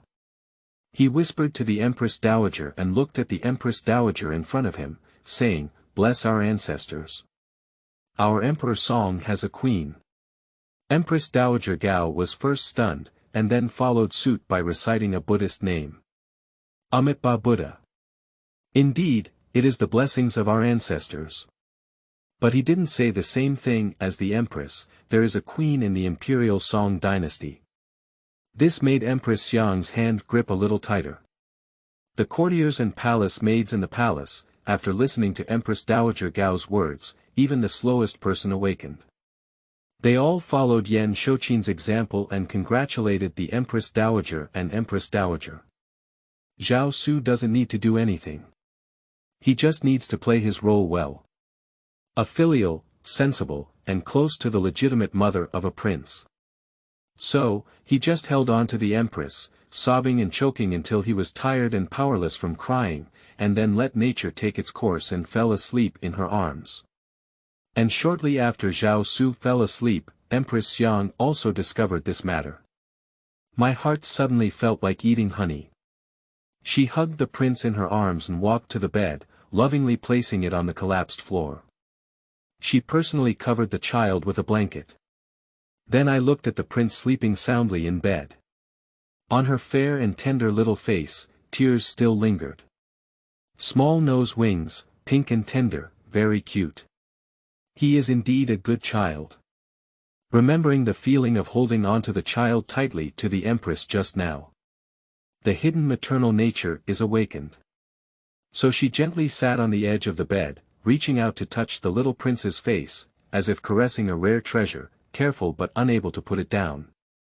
The Empress Dowager behind her, watching quietly, couldn't help but recite the Buddhist name in her heart. But at the same time, Empress Dowager Gao still has doubts in her heart. She waited for a while before calming down before saying to the Empress is here today, take care of the Prince of Yan'an. I'll go back to the Funing Hall first to see the Emperor, and also ask Liang Songjing and Qinijian. Standing up to the Empress Dowager Gao, she softly said, the bride is sending off the Empress Dowager. I will personally go to assist Empress Dowager Gao. Empress Dowager Gao smiled and said to the Empress doesn't need to give away her old age. Take good care of the Prince of Yan'an. Will you agree with the Queen? Determined to support Empress Dowager Gao, she was escorted all the way to the entrance of Qingning Palace. Only then did she bow down to Empress Dowager Gao Yingying and say, congratulations to the bride. Empress Dowager Gao nodded slightly and advised, the wind is strong outside. Empress, hurry back to the house. Thank you very much for your care, madam. The Yi Wei, who was watching over the Empress Dowager, disappeared from sight. She took a deep breath, turned around, and walked back to Qingning Palace with her people. Entering the inner bedroom, he sat down with the queen next to the bed where the prince slept. She looked at the sleeping little prince, recalling all that had happened just now.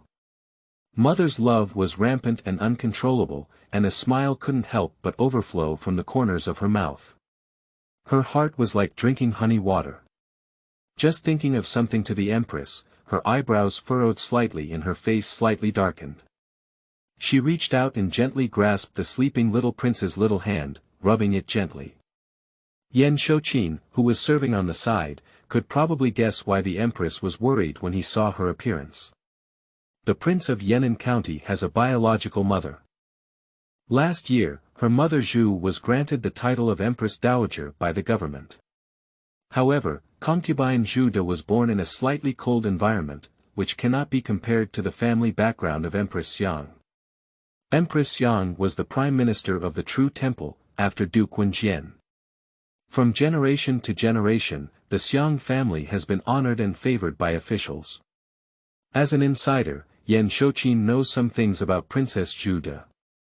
So, with a blink of an eye, Yan Shouqin had an idea. He leaned over to the Empress and whispered, "I have a message to announce to you, the sage." Why not say something unknown?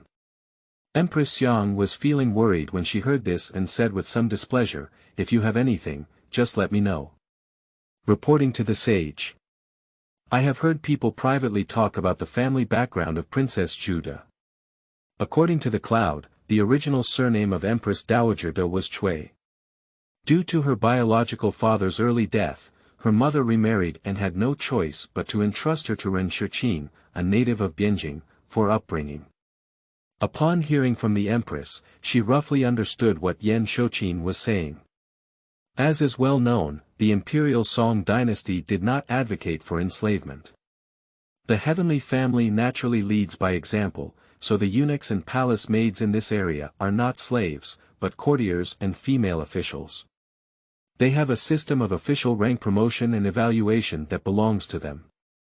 The same goes for the common people, at least in the current Bianjing city, there are no traditional slaves, and there are few hereditary servants. They are all servants who use the name of their adopted son or daughter or have signed contracts. So, according to Yan Shouqin, Princess Zhu De's biological mother entrusted her to be raised by Ren Shiqin, a native of Bianjing. In fact, it was sold to Ren Shiqin, and most likely, Ren Shiqin was a person specialized in making such a living in Bianjing city. What do you mean? Xiang Empress's heart skipped a beat. Yan Shouqin lowered his head and said, "I am willing to work tirelessly for the sage." Princess Zhu's background determines that she is unlikely to have the ability or determination to resist the Empress's authority. As long as we persuade Princess Zhu, then the Empress's wish can be fulfilled.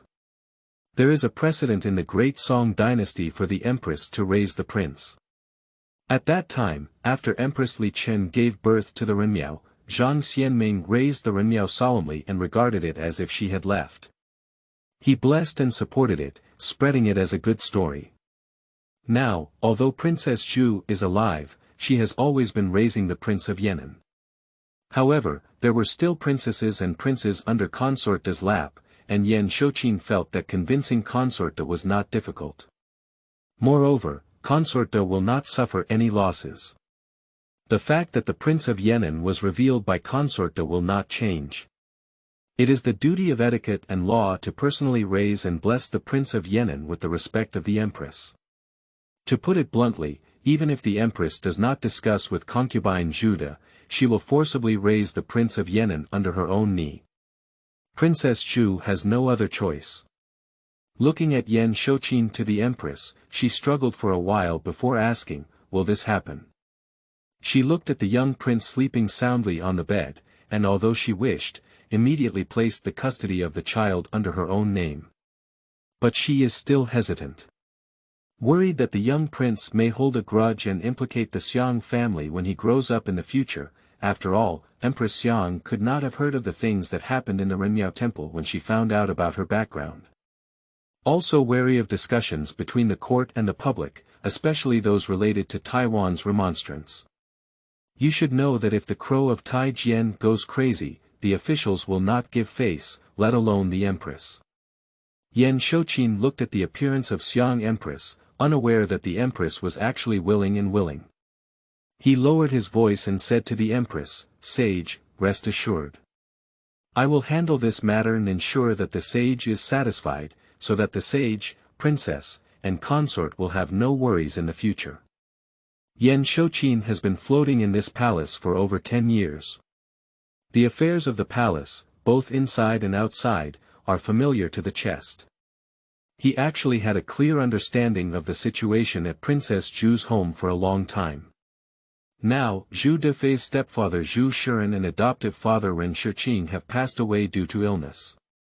However, the imperial court only granted the stepfather of Empress Zhu De Shiren, and he was only a deputy envoy for preparation. In the bestowal of favor by the emperor Song to his relatives and relatives, the rank of deputy envoy is considered the lowest level of bestowal. No matter how low it is, we won't be able to handle it. As for the lineage of Princess Zhu's biological and adoptive father, they did not show any favor or gain any benefits. This is enough to demonstrate that the Cui, Zhu, and Ren families are all small families with little influence in the city of Bianjing. Yan Shouqin has rich experience in dealing with such families. He knows that when he comes into contact with these people now, all he needs to do is give them some small favors, promise to be promoted to the rank of nobility, and then reveal his strong connections, which is enough to make them bow down and listen. If it's taken care of by outsiders, it will be easier for Princess Zhu to handle. After listening to Yan Shouqin's words, Empress Xiang finally let go of the last bit of concern in her heart and said to Yan Shouqin, "I will take care of this matter. If something is accomplished, I will receive a heavy reward." Upon hearing this, Yan Shouqin quickly bowed and said, "I am loyal to the sage. How dare I expect a reward?" But in my heart, I was overjoyed. His rank has now reached the head of the inner attendant hall. At this level of internal affairs, if one wants to be promoted, they cannot rely on their qualifications in the palace to be promoted. Each step can be said to be extremely difficult. Because at this level, internal officials all need to face the same problem. External officials. This is the ancestral system, and even the emperor cannot change it. High-ranking officials must have external qualifications in order to be dismissed. Internal officials and external officials, either serving as supervisors, reading www.uukangshu.net, or serving as runners. Moreover, their external positions are generally assessed and supervised by the head of the Privy Council, dispatched by the Ministry of Personnel, and appointed by the chief officials and supervisors of the Ministry of Internal Affairs. If there is no solid support, internal officials and external officials, if you are not careful, you will step on thunder. There have been ups and downs in the local area for over a decade, even being thrown to Jingnan, Guangnan, and even Lingnan. Correspondingly, as long as the inner minister has overcome the difficulties of the outer minister and returned smoothly, so, he has the opportunity and possibility to break through the shackles of being an insider and successfully step into the world that every insider dreams of. Get out of the two provinces of imperial attendance and become a true minister. Yan Shouqin understood that as long as he pleased the queen and left a good impression with her, so, his external duties will not have any thorns or difficulties. The Empress said, "Do you dare to make things difficult for him even if you enter the inner ministry? How dare the Privy Council and the Ministry of Personnel casually throw him to remote states and counties? Can't we find a stable and comfortable place to gild him? Not to mention, in the current situation, I'm afraid pleasing the Empress is equivalent to pleasing the Prince of Yan'an. When the Prince of Yan'an grows up, is Yan Shouqin still afraid that he won't be able to achieve great success?" Note. During the Song dynasty, officials referred to the emperor as everyone, which is a term used to indicate closeness. Note. When an inner minister is promoted to the east to serve as an official, he must generally be transferred out and become a military minister before he can continue to be promoted and transferred to another official. Of course, most of the courtiers were already outside when they were at the head of the palace. In addition, there are also a few isolated cases who have been staying in Daichi but can continue to be promoted. These people belong to the category of covert transfers and sending funds, which is theoretically illegal. The Ministry of Personnel and the Privy Council will not recognize them, but it does not prevent them from enjoying corresponding treatment and salary. Chapter 6. Pediatric Hands. You are listening at novelfull.audio. Empress Dowager Gao's carriage stopped in front of the Funing Hall. At this moment, the gate of the Funing Hall was opened, and the attendants rushed out in unison. Upon meeting the Empress Dowager Iwei, the courtiers were initially stunned and then avoided to the side, bowing respectfully and saying, "I respectfully pay my respects to the Empress Dowager." Empress Dowager Gao, under the simple service of Liang Weijian, stepped down from the carriage and nodded to the eunuchs, saying, "You gentlemen, don't be too polite." Then he said, "Since the emperor took medicine, the affairs of the country have relied heavily on the dedication of all the officials." The courtiers arched their hands and said, "Your Majesty, I will repay you with 100 deaths for your promotion." Empress Dowager Gao nodded in return and looked at a figure among the courtiers, saying, "Let's all go and get busy. Sun Chao-san, stay behind." "Yes." The courtiers bowed again and left, leaving only an elderly minister. This person's name is Sun Qi, and he is 70 years old.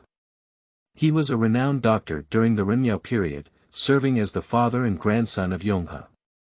Sun Qi was even more outstanding in his youth, not only in his medical skills, but also in his literary achievements. During the Jiao period, he passed the imperial examination and later passed on his father's legacy. He became a scholar and was dismissed from the position of correcting medical books bureau. For decades, the Sun family's father and Sun brothers have been imperial physicians. In the 7th year of the Yuanfeng reign, Sun Qiqi issued an edict to appoint a scattered high-ranking official as his official, and issued an edict to grant permission to wear purple and a silver fish bag. This is almost the same treatment as that enjoyed by the Minister of Attendance. Empress Dowager Gao and Sun Qi are obviously acquaintances, and they are not ordinary acquaintances. She looked at Sun Qi and sighed, saying, "Old doctor, I have to work hard again this time." Sun Qiwei arched his hand trembling and said, "To diagnose the pulse of the official family, I dare not say that I have worked hard, but I have done my best." Empress Dowager Gao nodded slightly and led Sun Qi to sleep in the Funing Hall. Along the way, while walking, he asked, "How is the emperor's pulse?" Sun Qi lowered his head and sighed, then replied, "The official family is a disease of wind mastery." Empress Dowager Gao's face darkened and she sighed, "The late emperor also suffered from this disease." "No way. No way." Shortly after ascending the throne, Yingmiao suffered from a wind disease.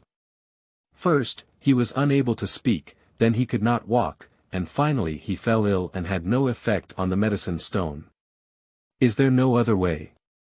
Empress Dowager Gao asked again. Sun Qi bowed deeply and said, "I am incompetent." Empress Dowager Gao let out a tearful breath and said to Sun Qi, "Thank you for loving me. Let's go see the emperor, old lady." Sun Qi bowed down again and bowed with his long body, "May the empress take care of you. I bid farewell." After speaking, he awkwardly and trembling respectfully retreated. Upon seeing this, Empress Dowager Gao quickly ordered Liang Weijian to escort the old minister of the 3 dynasties. She endured her grief and walked into the east pavilion of Funing Hall. Now, due to the emperor's serious illness, the officials have moved the emperor's bed from the Ri Hall behind the Funing Hall to the east pavilion of the Funing Hall. This is to greet the emperor better in the palace, and also to allow the officials of the 2 prefectures to come to the emperor better and faster to accept orders. Since Empress Dowager Gao entered the east pavilion, Zhang Maozi, an inner minister who had been serving the emperor, had already welcomed her out. "I, Zhang Maozi, welcome the empress." "What did the ministers say when they entered the palace?" Empress Dowager Gao asked. Zhang Mao lowered his head and replied, "I would like to inform Empress Dowager that the 3 provincial governors have already gone to Jiazi. I request that you have a priest to pray for everyone's blessings, build a Vajra dojo, and burn incense in a neutral temple in the palace." Empress Dowager Gao wiped away her tears. She naturally understood, what does this mean? The courtiers of the Song dynasty were easily unwilling to bow down to ghosts and gods until the last moment. And when they start bowing their heads to the ghosts and gods, actively requesting blessings, it means that manpower is exhausted, and only hope can be placed on the elusive gods and Buddhas.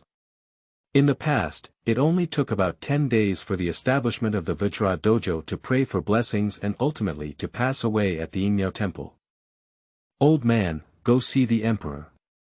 Zhang Mao respectfully led the way and led Empress Dowager Gao through numerous curtains to reach the emperor's bed.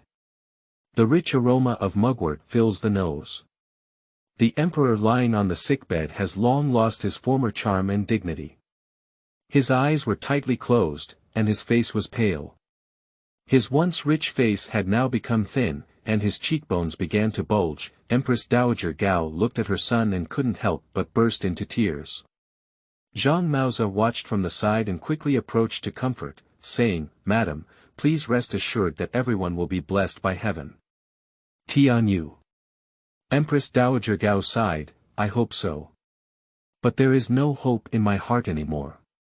Empress Dowager Gao also witnessed her husband lying on the imperial couch of the Funing Palace, unable to speak or walk, and ultimately passed away. At this moment, Liang Weijian, who went to see off Sun Qi, returned. Liang Weijian walked up to Empress Dowager Gao, bowed first, and then said, "I have something to report to you, madam."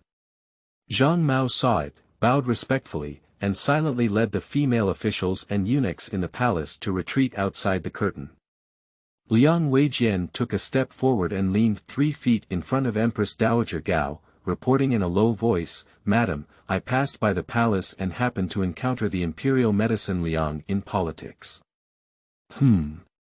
Liang, who was in politics, spoke with his ministers.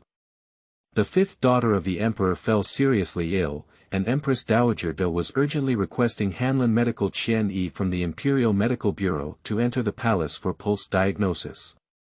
After listening, Empress Dowager Gao said to Liang Weijian, "I understand. Go and remind the Imperial Medical Bureau to be attentive." "Yes." Liang Weijian bowed and stepped down. Empress Dowager Gao let out a light sigh, clasped her hands together, and recited a Buddhist name. Amitabha Buddha, bless Bodhisattva. At this moment, the Empress Dowager only felt that the house was leaking and it was raining continuously at night. The emperor fell seriously ill, and the princess fell ill urgently. This palace is really terrible. I suddenly feel restless in my heart, but I don't know who to tell. Jiao senior officials are all in Luoyang. This Tokyo city is full of petty people and lucky ones. Empress Dowager Gao doesn't like any of them, she doesn't like any of them. It can even be said that I am extremely disgusted. Unfortunately, the current Zaiji in Beijing are mostly like villains. Empress Dowager Gao was worried. Zhang Maoza's voice came from outside the hall. "Madam, the 2 kings are begging outside the hall to ask if everyone's dragon body is healthy." Upon hearing this, Empress Dowager Gao's eyebrows relaxed slightly and immediately said, "Spread it." The 2 great kings were her second son Zhao Hao, who has now been conferred the title of King Yong. He is the favorite son of Empress Dowager Gao and none of them. When Zhao Su woke up again, he saw a medical officer in his 40s, dressed in a green robe and a cross-legged cap, sitting in front of him, diagnosing his pulse. Memories of the past are rolling in my mind. Zhao Su remembered the name of this medical officer. "Qian Tai," he asked softly.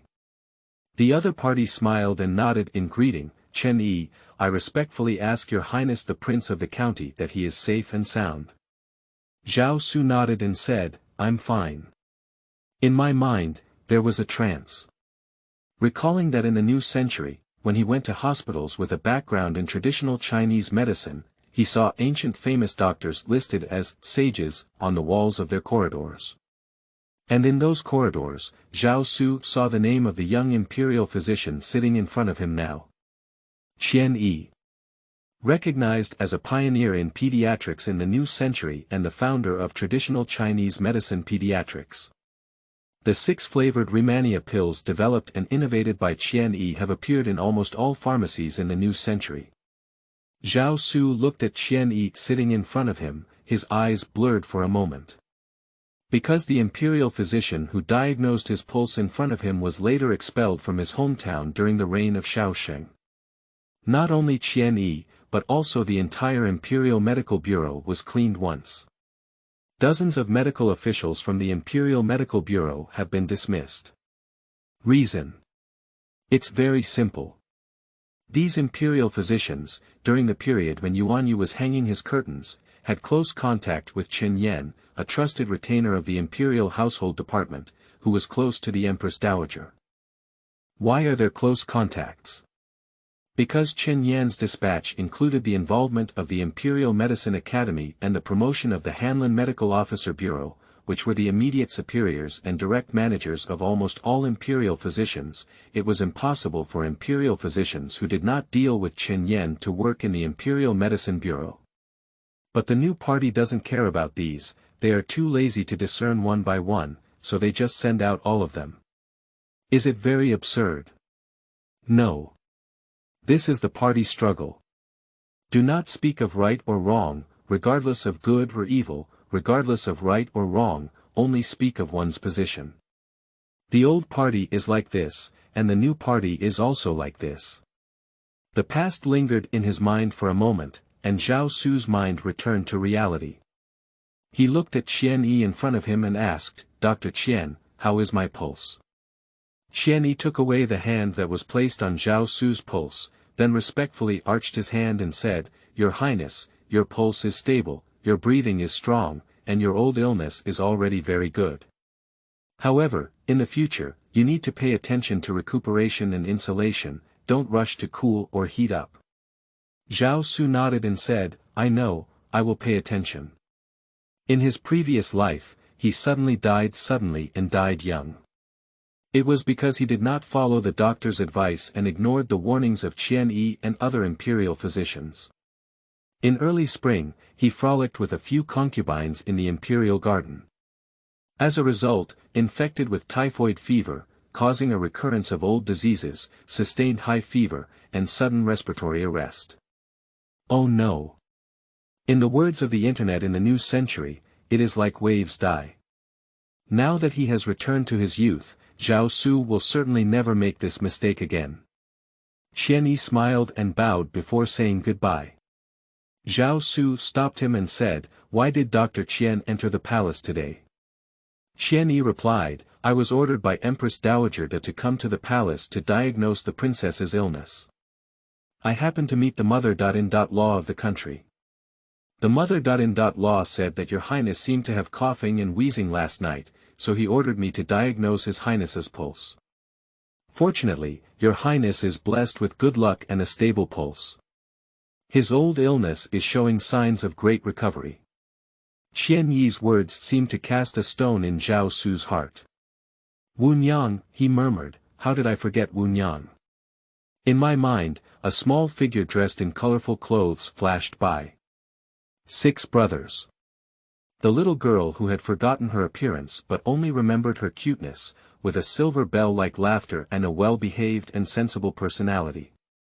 "How is Wunyang?" Zhao Su asked. "Your Highness, the princess is suffering from typhoid fever. After I prescribed medicine for her, she has already sweated and reduced her fever. It shouldn't be a big deal." Qian Yi arched his hand and replied. "Really?" Zhao Su didn't quite believe it. Qian Yi's words were immediately blocked. Zhao Su's eyes were earnestly fixed on Qian Yi and he said, "Dr. Qian, I am a bit worried about Wunyang's condition, and there may be a possibility of recurrence. Can the doctor stay overnight in the palace?" "Well." Qian Yi became embarrassed and could only politely say, "Your Highness, I am an external minister, not an internal minister. I will stay overnight in the palace." Zhao Su immediately lowered his head and said dejectedly, "This way." "But I'm a bit scared." Zhao Su lowered his head and said, "I'm afraid something like last year might happen." Qian Yi hesitated for a moment, and naturally understood what the Prince of Yan'an was saying. Last year, 3 princesses in Dynasty died young. They are all young girls like the current Empress Wu. Although the causes vary, they all occur in the middle of the night when the palace is locked down. From this perspective, it is reasonable for the Prince of Yan'an to worry about his younger sister. But his money is just a small one, Hanlin medicine. In the martial arts official system under the jurisdiction of the imperial physician, although he belongs to the backbone, his qualifications are too shallow and he has not yet passed the internal examination of the Imperial Physician Bureau, so he is not qualified to stay overnight in the imperial city. According to the system, those who cross the palace walls without permission will be twisted, and those who cross the palace gates without permission will flow. The various halls within the palace belong to the palace walls, and unauthorized entry and exit will result in losing one's head. But Qianyi dare not refuse even more. Qianyi knows who is talking to him at this moment. Prince of Yan'an County, current eldest son, future crown prince, official family. Even though he is only over 8 years old now, he is just a child. But perhaps even the rulers of the eastern and western prefectures may not have the courage to directly refuse the request of His Royal Highness the Princess. Besides, Qianyi is just a small trick official. Just when Qianyi didn't know how to respond to the worried younger sister's prince in front of him. Behind the screen in the palace, a voice came. Dr. Qian, let's stay overnight in the imperial city for the next few days. Our palace will issue an edict and order the imperial city department to prepare a medical institution close to the Defei Palace Pavilion for the Grand Physician Qian. We will also issue an order to the Ministry of Internal Attendance, stating that if Defei is in a hurry, the Grand Physician can take power and enter the palace pavilion as soon as possible. It's the voice of the Queen. Zhao Su followed the sound and saw Xiang Empress walking out from behind the screen. Compared to the morning, she obviously had to dress up again. The clothes he was wearing changed from a plain uniform to an elegant and quiet blue robe. She also creatively wore several flower hairpins made of silk and gold and silver on her head, making her look more prominent and giving her a more maternal aura. Obviously, Empress Xiang specially ordered someone to dress her up like this. Upon seeing it, Zhao Su immediately understood that Xiang Empress had already been put into the urn. So, he also needs to play his role well. A well-behaved, sensible, and filial child. So Zhao Su immediately got up from the bed, knelt on the bed, and kowtowed to the Empress, saying, "My son, Dai Wunyang, thank you to the Empress. Why bother seeing me out, brother 6? Empress Xiang walked up to Zhao Su with a smile and helped him up, feeling somewhat disappointed in her heart. In the morning, the 6th brother was holding this palace and sobbing. Xiang Empress thought leisurely in her heart. She immediately gave Zhao Su a reason. At that time, Brother Lu was worried about the official family, lonely and helpless. When he first saw this palace, he finally received blessings and support, which was why. Now, my 6th brother has calmed down and naturally distanced himself from me. After all, it's not my biological blood. Empress Xiang suddenly felt like a knife was cutting her heart, but she had to force a smile. The prince, who was being lifted up and feeling lost, had already reached out and hooked his hand around her neck, hanging from her like a little monkey. I know that the mother is the best. The childish voice of the prince is heard in my ears, like fairy music. The 2 small hands and small body that wrapped around her neck made Empress Xiang's mood soar from the cold abyss to the clouds in this short moment. Let the heart of the Empress jump uncontrollably. The sage is extremely kind to His Highness. Yan Shouqin, who was standing behind him, lowered his head and said in a timely manner, Your Highness, the princess, is unaware. During the half-hour of Your Highness's nap, the sage has been guarding and blessing His Highness before he collapses. I have seen with my own eyes that the sage has folded the horns for His Highness more than 10 times, and the love and blessings he has shown are truly indescribable. Listening to the Empress, she was extremely satisfied with Yan Shouqin in her heart. I only feel that this retainer is really clever and loyal. My son is mischievous and has made my mother worried. Of course Zhao Su knew what to say to make Empress Xiang happy. When my son grows up, I will definitely be filial to my mother. The eyes of the Empress immediately became moist. She gently hugged the little prince and felt his body temperature, saying, with this sentence from Brother Lu today, I am enough. Note.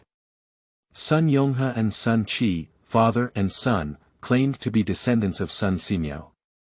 They were brought to Bianjing by Empress Shao of Renzong, and there is evidence that Sun Yonghe was once the family doctor of Empress Shao.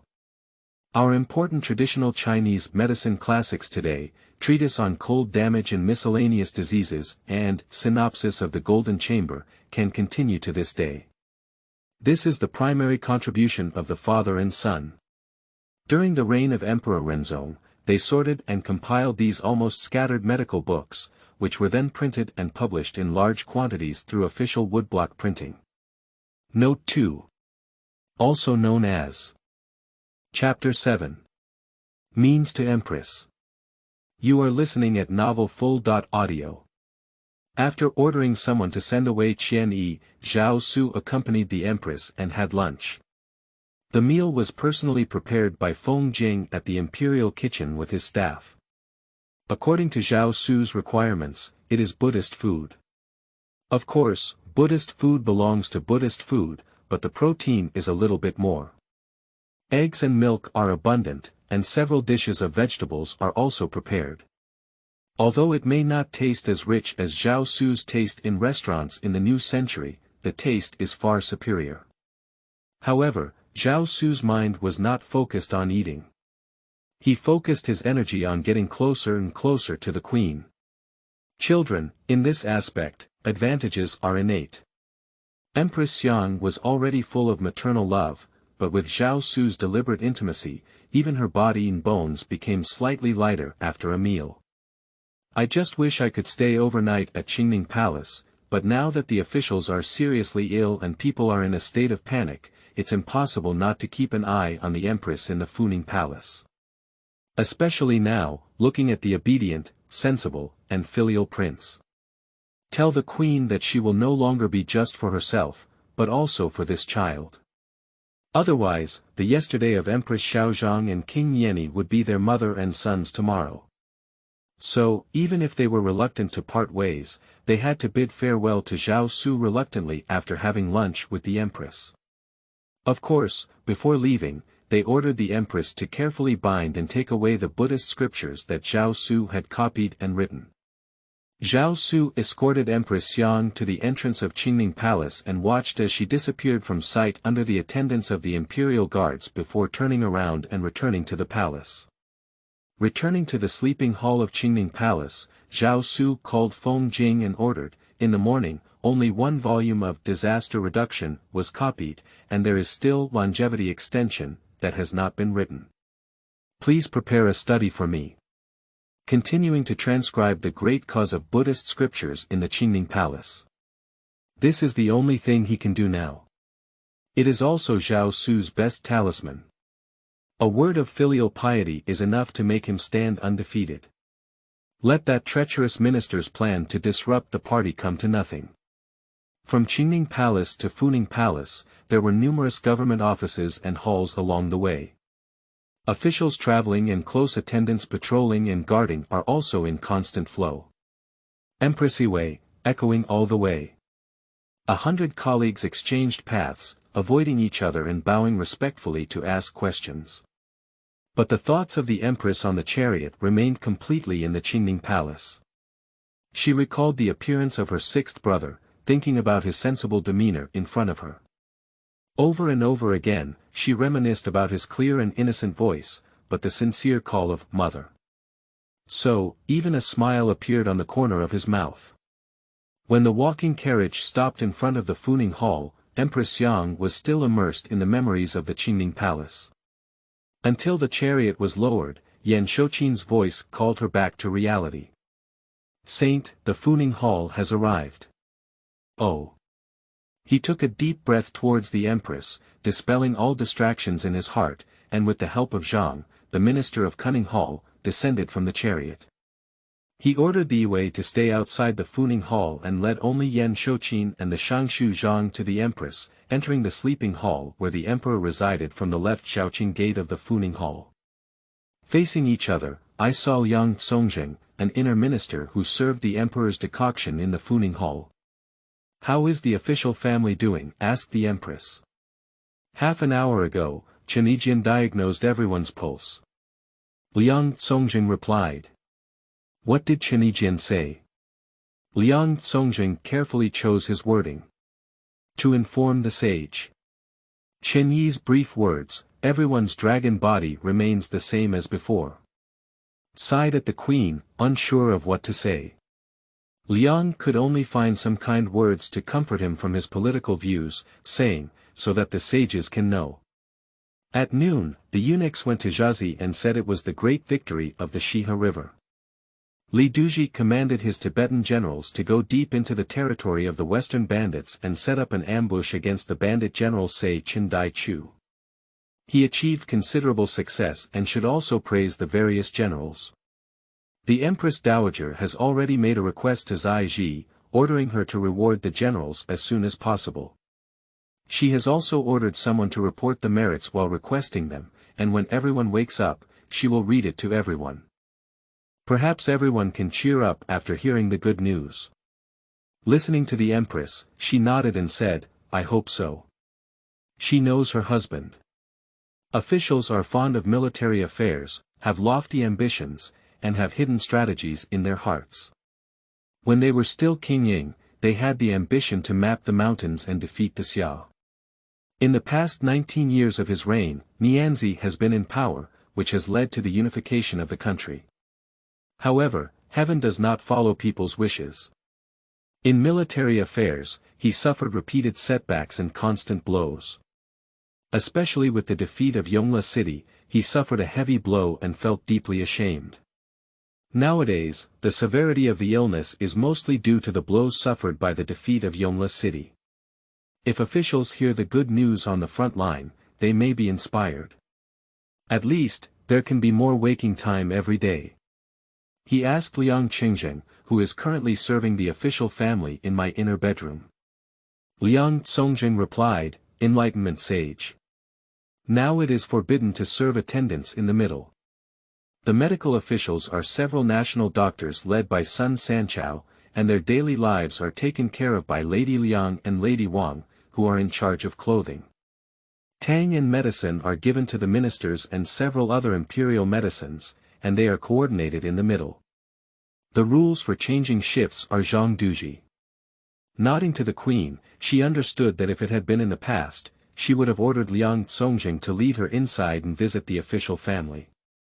But today I asked the Empress another question. Where is Sherdei now? After hesitating for a moment, Liang Songjing lowered his head and replied, Sage of knowledge. Shirduji is resting today and should be staying at the Xianping Fang residence. Today's rest smiled at the Empress, not believing it. Sherdei is one of the most trusted de Jiao crotch of the official family. I am always inseparable and reluctant to part ways. But since the official family's illness worsened in February, both hands have lost the ability to move freely, and even the ability to command national affairs through writing has been lost. That big mink crotch disappeared inside. Roughly speaking, it should be 10 days. Shilmu. I'm afraid I'm not under house arrest. Otherwise, the official family is seriously ill. With Sherdei's loyalty to the official family, at this moment, staying up all night and guarding in front of the emperor, it should be Sherdei instead of Zhang Maozi. As in the past, Empress Xiang was unwilling to take care of these dirty matters and was too lazy to do so. Out of sight and out of mind is purity. But now, the maternal instinct towards the queen has been awakened. In my heart, the cries of Mother Queen from the 6 brothers of Qingming Palace turned around. The feeling of the 6th brother holding her still lingers before his eyes. The protective genes for offspring in motherhood are fully awakened. So, he gave the Empress a deep glance at Liang Songjing, who had been married to the official family for 20 years, until the next 19 years. Although Empress Xiang had always been hidden in the deep palace and did not anticipate internal and external affairs, it did not mean that she knew nothing or anything. On the day of the reign of the king, the law was yin and yang, but it was weathered. His own family punished the country. The legitimate couple regarded Mu Renluan, but the crown of the 6 palaces was Changqiu. She recited in her heart the content of the imperial edict after the official family registry. I have been trusted and loved by the official family, established as the central palace Changqiu, and have also been close to the 6 brothers. I cannot sit idly by. The thieves of the chaotic family will cause trouble to my family. Turning around, he said to Liang Songjing, Liang Diantu, lead the way ahead. Reached out his hand again to Yan Shouqin.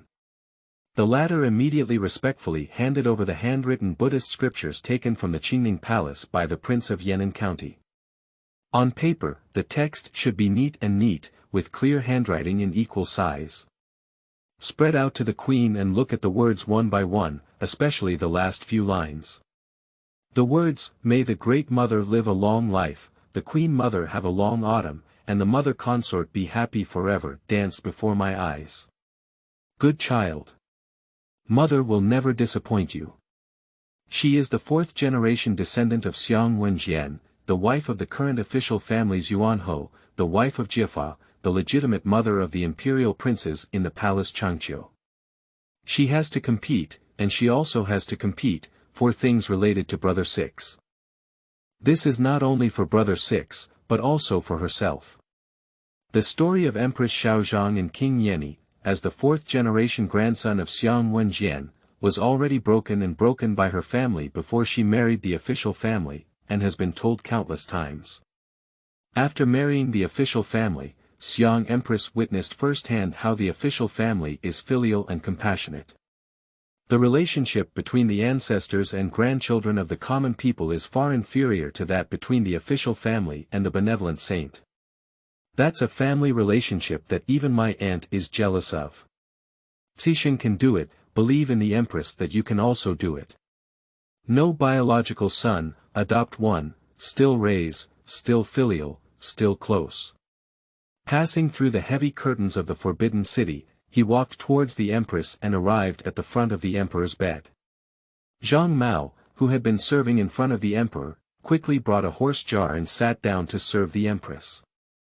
Looking at the husband lying on the imperial couch with a pale face and protruding cheekbones, the Empress shed a few tears and asked Zhang Maozi, Zhang Duji, how many times did the official family wake up today?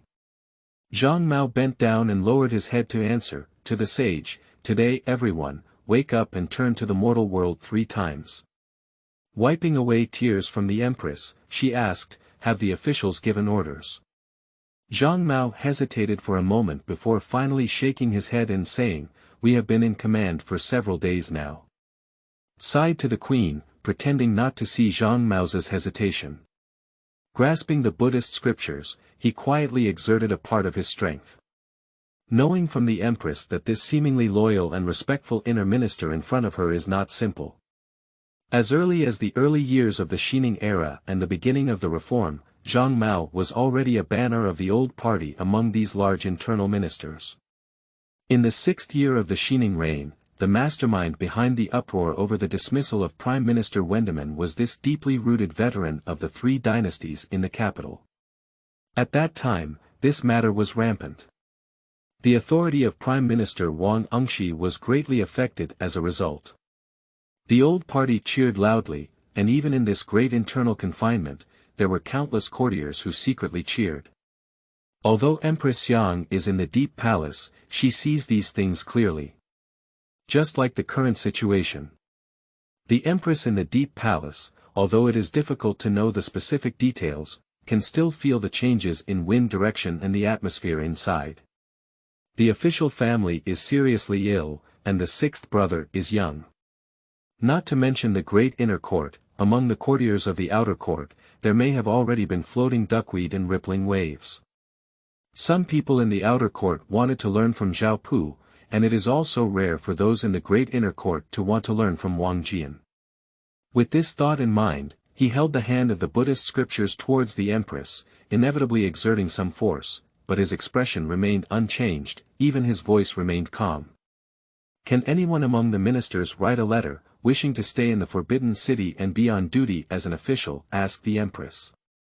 Zhang Maozi lowered his head and replied, the sage has not received a letter from a censor.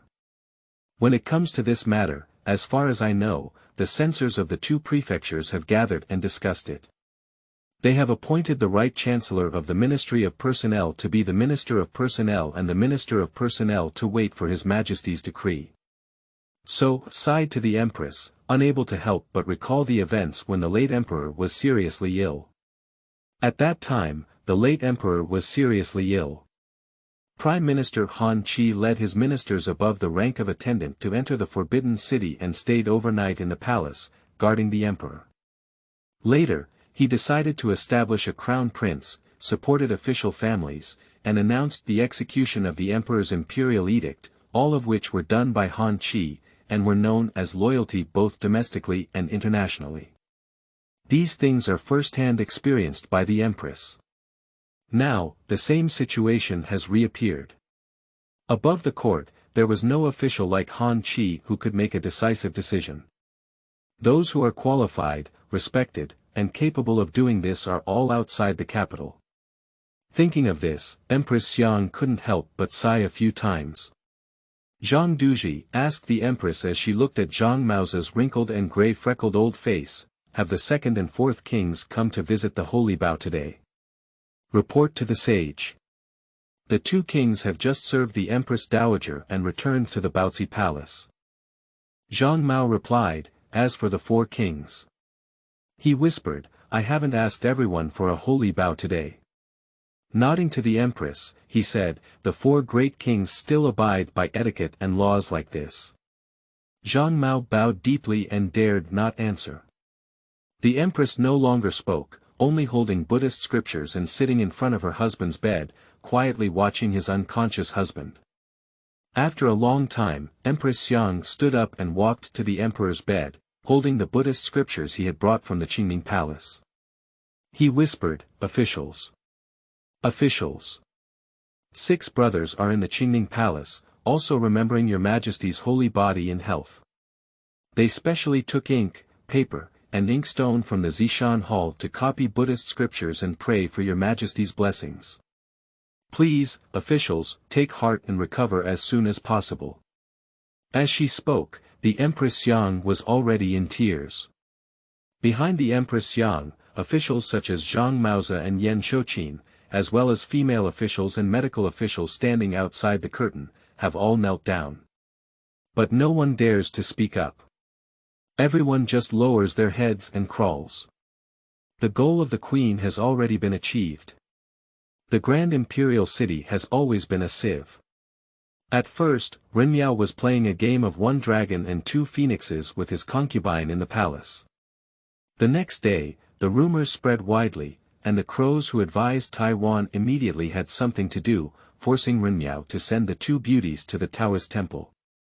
The news of the discord between the 2 palaces during the imperial temple was even known throughout the entire city of Tokyo. The details written by the storytellers and street newspapers in Waziri are even more well-known than many of the internal courtiers in Dainai. At the beginning of the current official's accession to the throne, the news of wearing golden armor to meet the Saint of Mercy had not yet reached dawn the next day.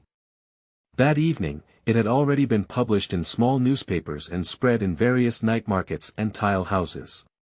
There's no way, the imperial city is just a little too big.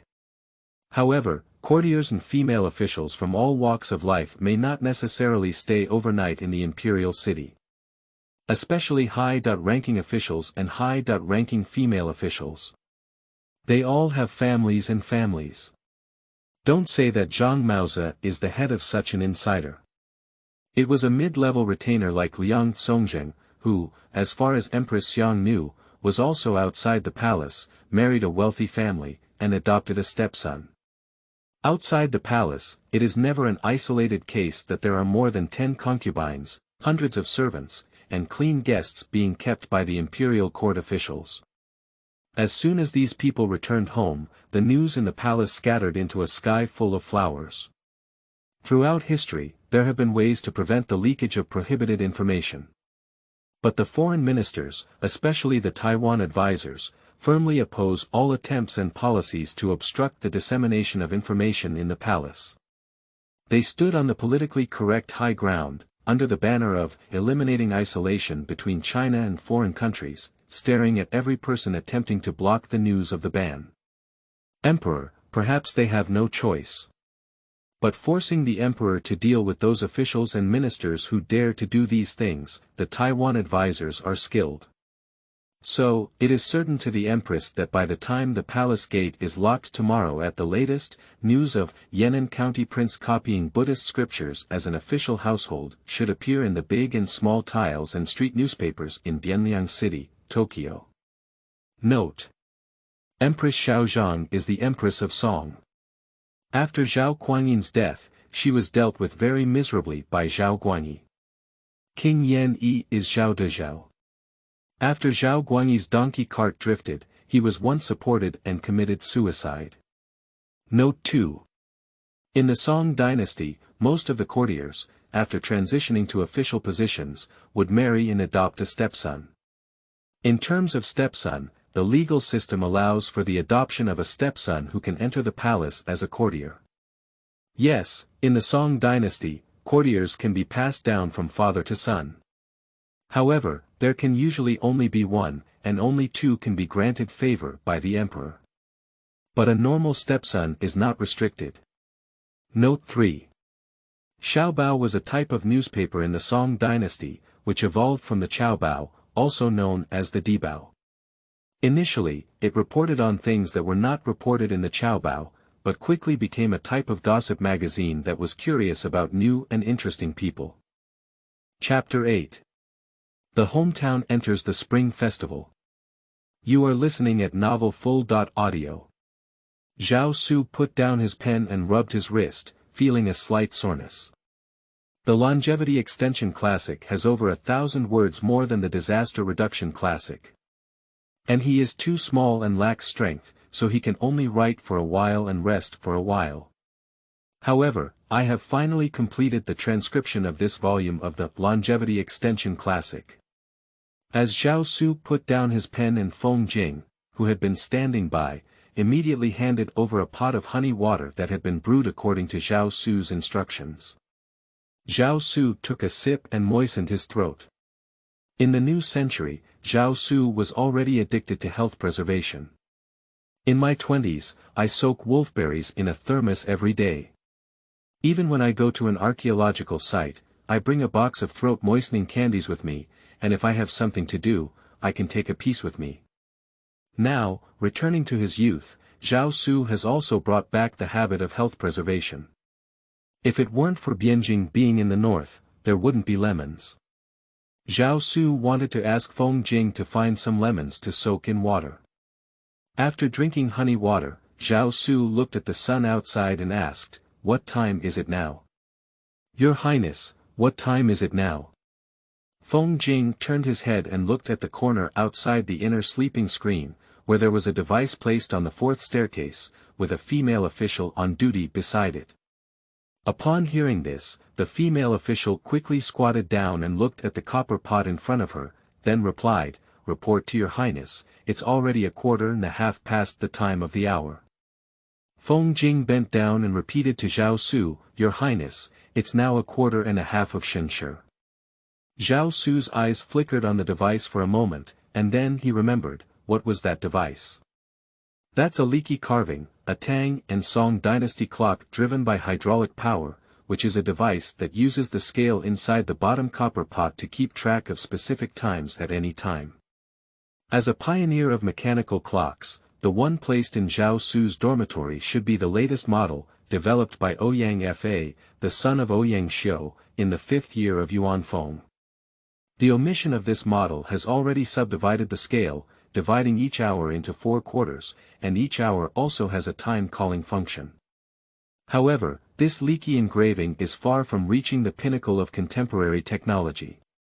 In Zhao Su's previous life, when Su Song was appointed as the Grand Historian Bureau, he organized and mobilized multiple departments, including the Grand Historian Bureau and the Metropolitan Water Administration, and hundreds of skilled craftsmen to build a magnificent structure within the imperial city. The Yuanyu Water Transport Instrument, later known as the Huntian Water Transport Instrument. This instrument not only achieves automatic time reporting function, but also has precise timing. At the same time, it also has astronomical demonstration and observation functions. In the new century, Zhao Su also saw a replica of the muddy sky water transport instrument created by Su Song in the museum. According to the explanation in the museum, this is the earliest and most advanced mechanical clock in the world, leading the West for hundreds of years. At that time, Zhao Su was quite proud after listening to the introduction, but when he thought about it, he felt quite sad and depressed. Because of the Huntian water transport instrument, it was brutally dismantled by the Jin army after Jingkong and became a masterpiece. After that, for hundreds of years, no one studied or advanced. Even manufacturing technology has been completely lost, and imitation has become a luxury. Who's to blame? Blame Zhao Ji. Blame Wanyan Go. Strange Jin soldiers. It seems like they can all be blamed, but it doesn't seem like they can all be blamed. After returning from the museum, Zhao Su tossed and turned on the hotel bed, thinking for a whole night, and finally figured out who to blame. Blame him. Live too little, die too early. If he could live an extra 2 years and endure to death to the Empress, would that position take Zhao Ji's turn? It's not our turn. Can Zhao Ji become emperor? No way. I don't have that ability. As Zhang Dun knows, Prince Duan's frivolity cannot rule the world. Can Empress Xiang not know? You know it. Among Zhao Su's brothers, besides Zhao Ji, the only one qualified to take over the imperial throne is Zhao Su's younger brother Zhao Yi. And the relationship between Zhao Su and Empress Xiang during his lifetime cannot be said to be harmonious between mother and son, it can only be said to be like a stranger. So, considering her own status, Empress Xiang will never appoint Zhao Su as a sibling again. Not standing up for Zhao Ji is the only option. Even if you pinch your nose, you have to stand up. In this life, I will strive to live to be an octogenarian and emulate the future Qianlong. Go to bed and wake up early, and rest well. As long as I live, I can change everything. Zhao Su murmured softly.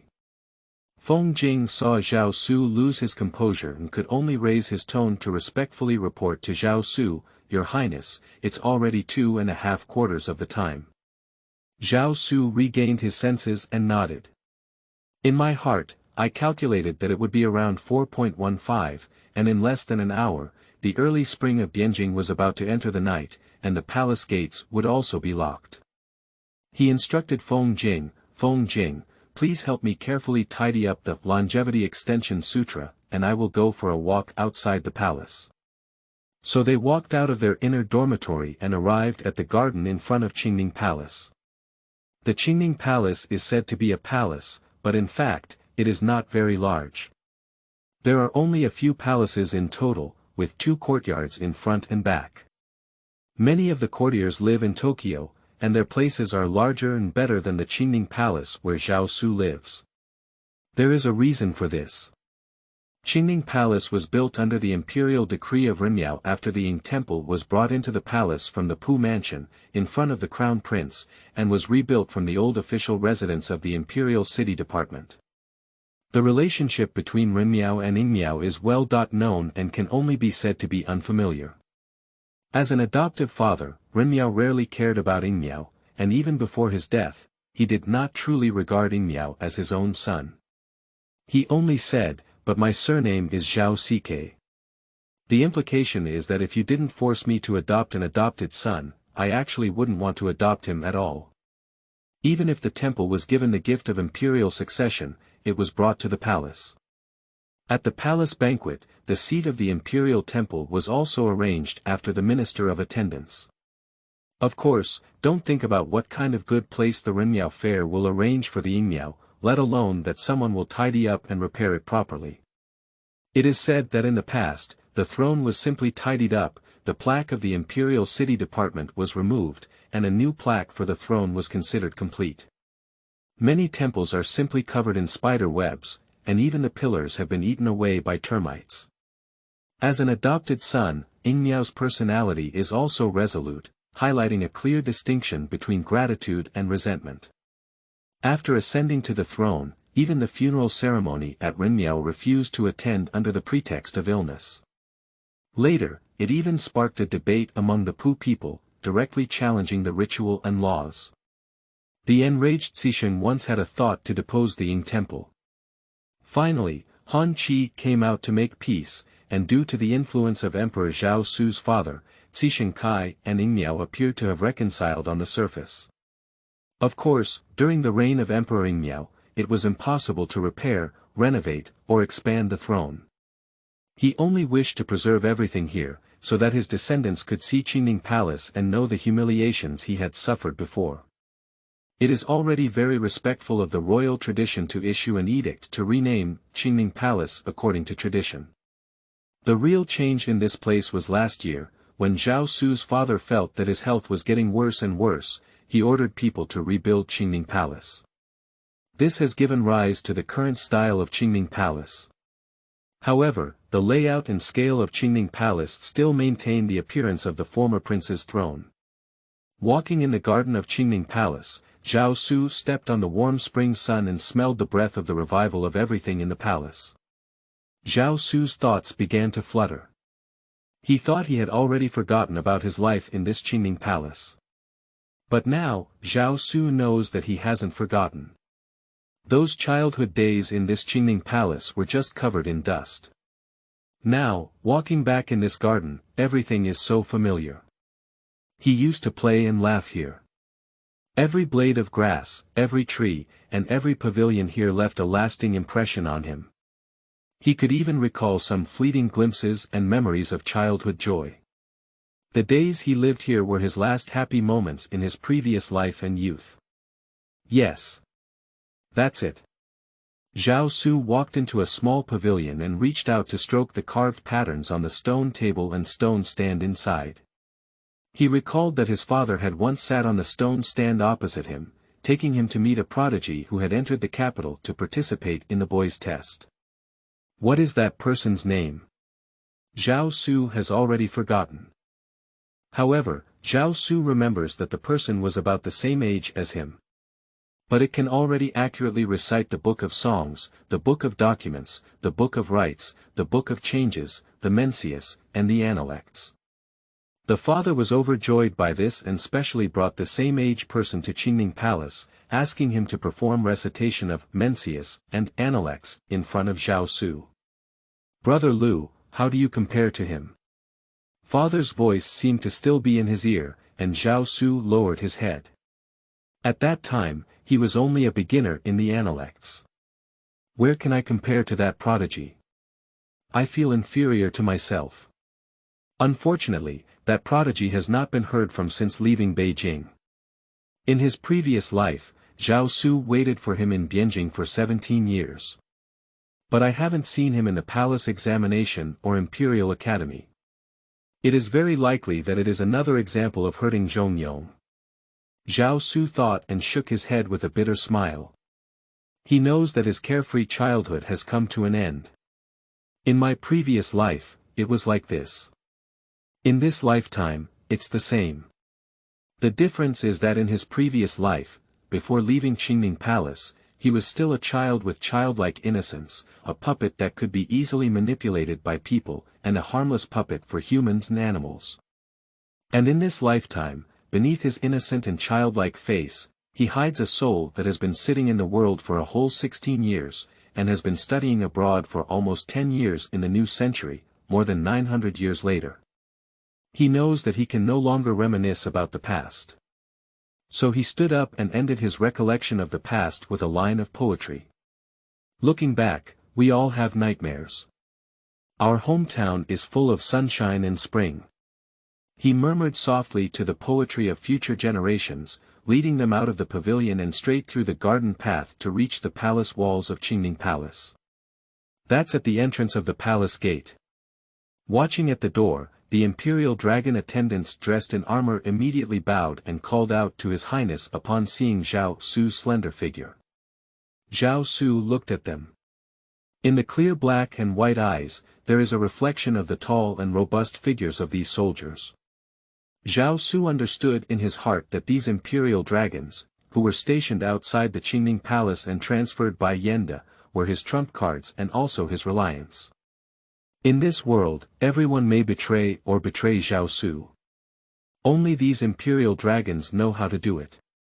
Why? Because these Yulongji, personally selected by Yenda, were tied to Zhao Su from the moment they arrived at the Qingming Palace to guard him. If something goes wrong with Zhao Su, these people and their families, wives and children will be exiled to Guangnan and Lingnan even if they do not die, or even be sent to Xiamen Island, even if they are pardoned. As long as Zhao Su's position is firmly established, the identity of these people as imperial dragons cannot be shaken. In the words of the new century, they have obtained the official positions, and are also the personal guards and attendants of the emperor. This is a golden rice bowl that can be passed down from father to son and passed down from generation to generation. Enough for these fighting men to pin their heads on their waistbands and sacrifice their heads for Zhao Su, shedding their blood. And these people, who had followed Yenda and fought thousands of miles. From Shihe Road, Qinfeng Road, Huanqing Road, and Linyan Road all the way to Jiaoji, he has made great contributions and killed countless enemies. In front of the hall, all the upright figures and those flower racks are vulnerable to a single blow in front of them. Their existence is enough to ensure that even the officials in charge of the imperial city, including the officials in charge of personal affairs, the officials in charge of personal affairs, and the various classes in front of the palace, are completely reversed. These imperial dragons are also enough to protect Zhao Su, break through the siege, go to Jiangning to find Wang Engshi, or go to Luoyang to find Wenyanba, Fu Bai, and Sima Guang. So, Zhao Su just glanced at them, looked at them curiously like a normal child, then turned around and walked back. No need to speak, no need to say too much.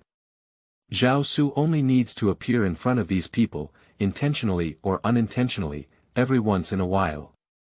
Let them see the appearance of the people they are loyal to, and ensure that they do not admit their mistakes. That's enough.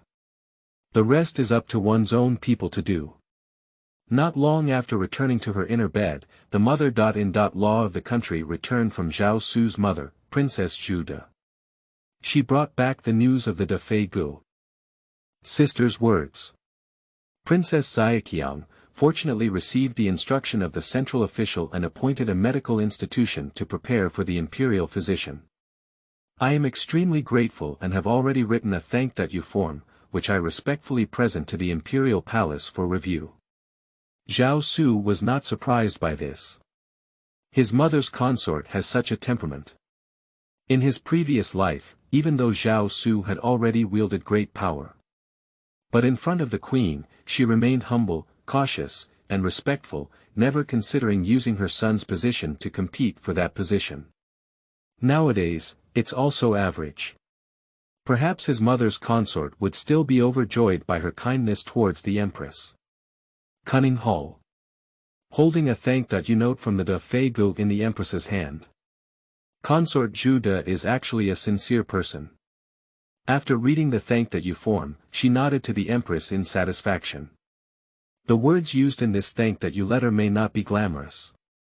But the words are sincere and the posture is very low.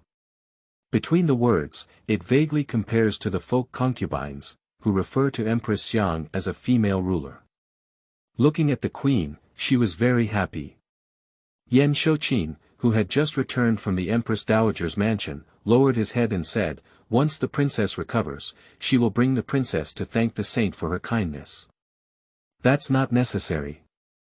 She put down her gratitude to the Empress and said, "Go to Xiaoyu, Empress Dowager De. Now that the official family is lying ill and my sister is in the pavilion, she has made great contributions in raising and teaching the princess and prince. Once the official family recovers, this palace will definitely pay tribute to her sister." But she no longer referred to her surname, only Empress Dowager De. Obviously, there has been a subtle change in the attitude towards the queen. Yes. Yan Shouqin smiled and bowed. Note. The prodigy's name is Zhu Tianqi.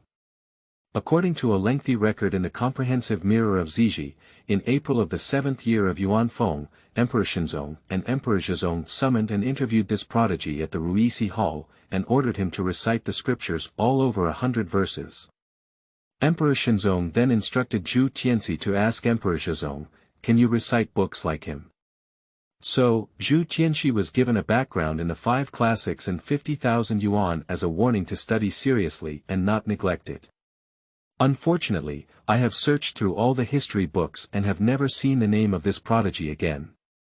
It may have passed away early, or it may have hurt Zhongyong like Fang Zhongyong. Here, in order to meet the needs of the plot, some processing has been carried out, and the summoning location has been changed to Qingning Palace. Note 2. In the court of the Northern Song dynasty, the prince referred to his birth mother as sister, in colloquial language, which may have originated from the rule in the early Northern Song dynasty that princesses were promoted after marriage, meaning that when a princess married into the husband's family, her seniority would be raised to the level of her in-laws, thus avoiding paying respects to her in-laws. However, this rule gradually became obsolete in the Middle Period. Why? Confucianism does not advocate for propriety, law, and ethics, but the court seems to have retained this rule. When Emperor Zhizong died, his mother would hold him and cry, saying, "Sister gave birth to you in her belly." P.S. I don't quite understand how to send Easter egg badges. I need to consult with my servants and learn how to send everyone the location of Qingning Palace and the missing pictures. Chapter 9. Kai K's Wilderness.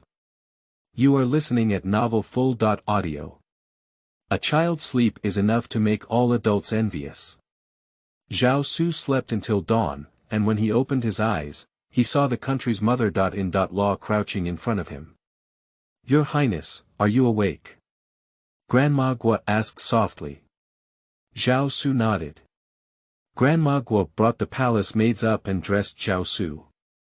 Taking advantage of the gap between Zhao Su's attire, the country's mother.in-law said, "Just now, someone from the Defei Gu came to report that the princess had fainted from a high fever at 3 o'clock last night.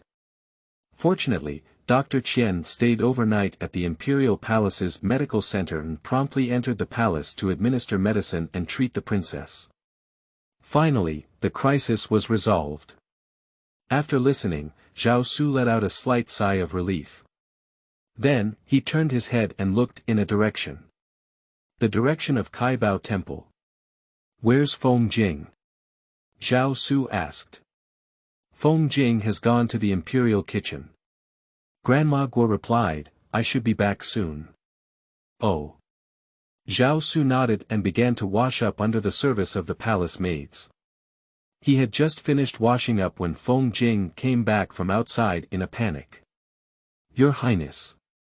Feng Jing immediately bowed when he saw Zhao Su, who had already been washed up. "What's going on, so panicked?" Zhao Su asked calmly. "Your Highness, I heard from someone in the imperial kitchen that last night there were 4 drums and water was flowing from Kaibao Temple. It is said that the fire was very severe. It was only at dawn that Kaifeng Prefecture was extinguished, but most of the tribute halls have been burned to ashes." "Got it." Zhao Su nodded calmly.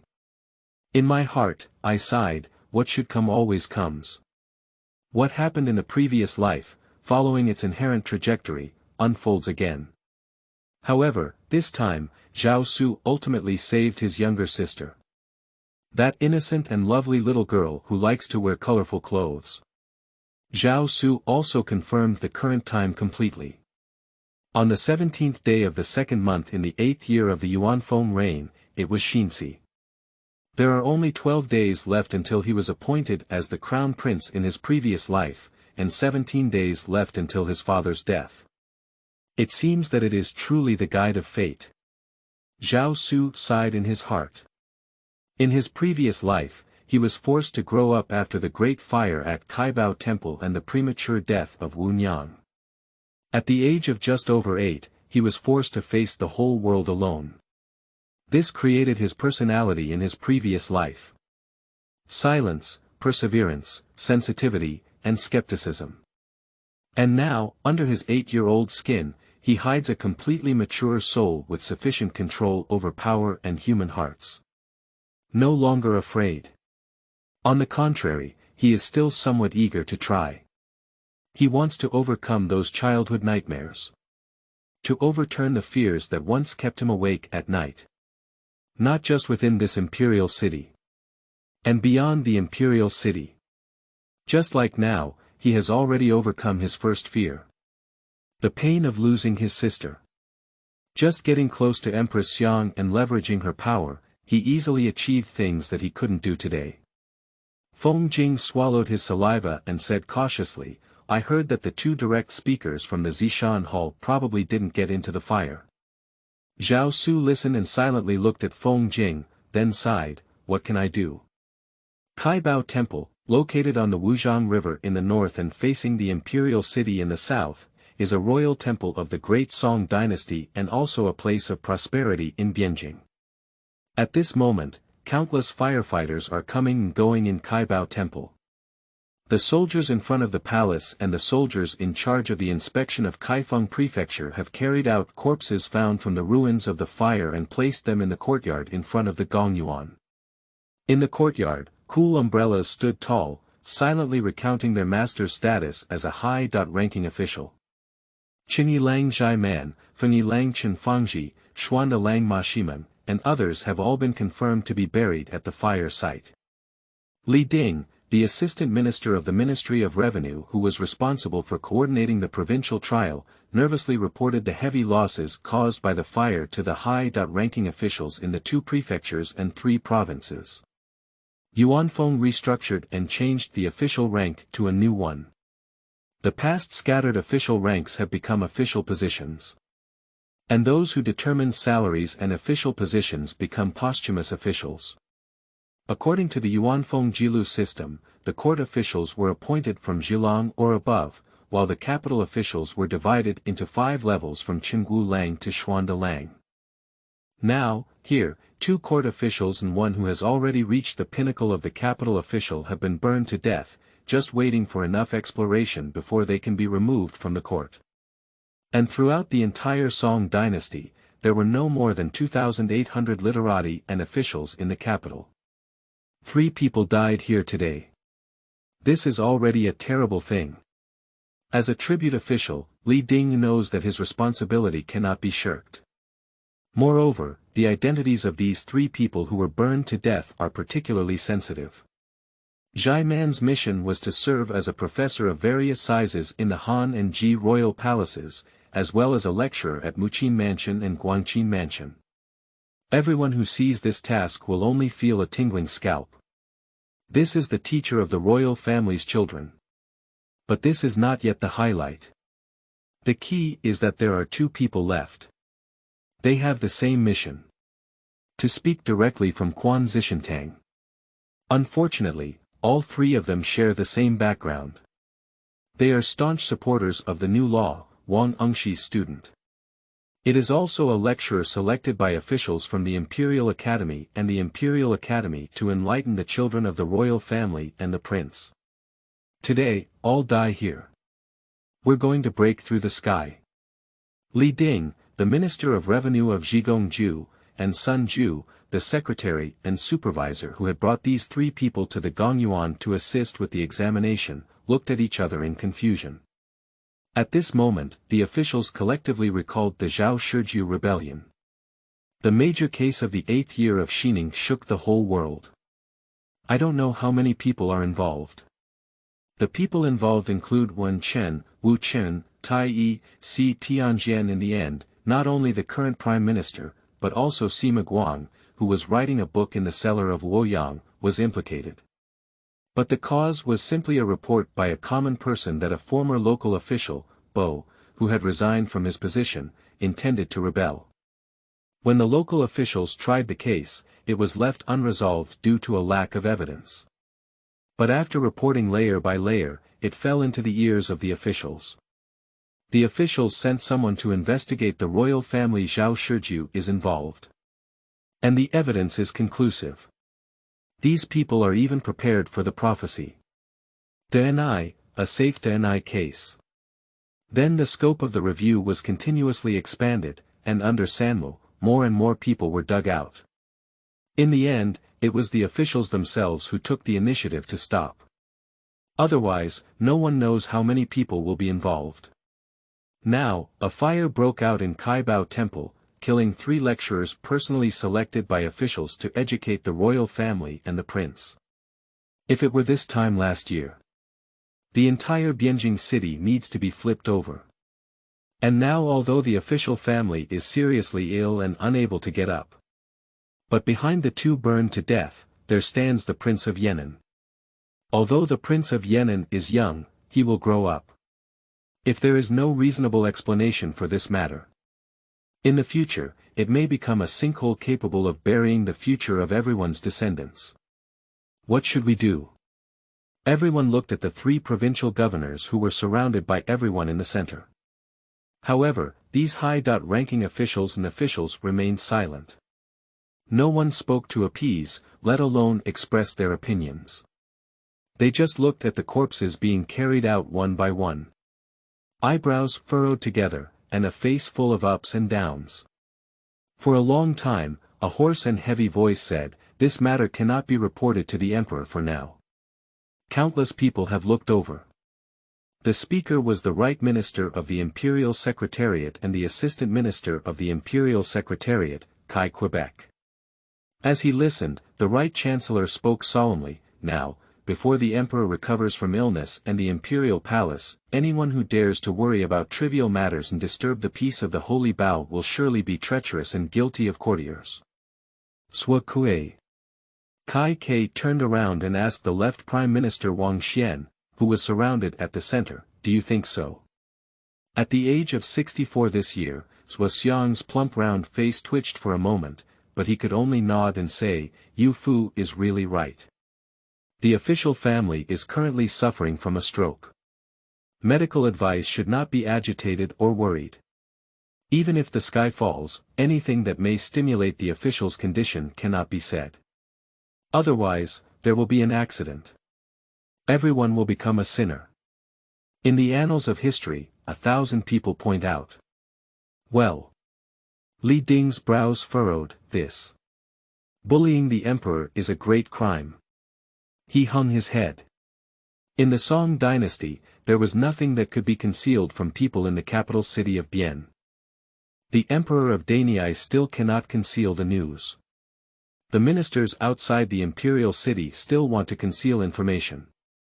Besides, it's such a big deal. Do you want to die? The crows of Taijian, once they discover these ministers, dare to deceive the emperor.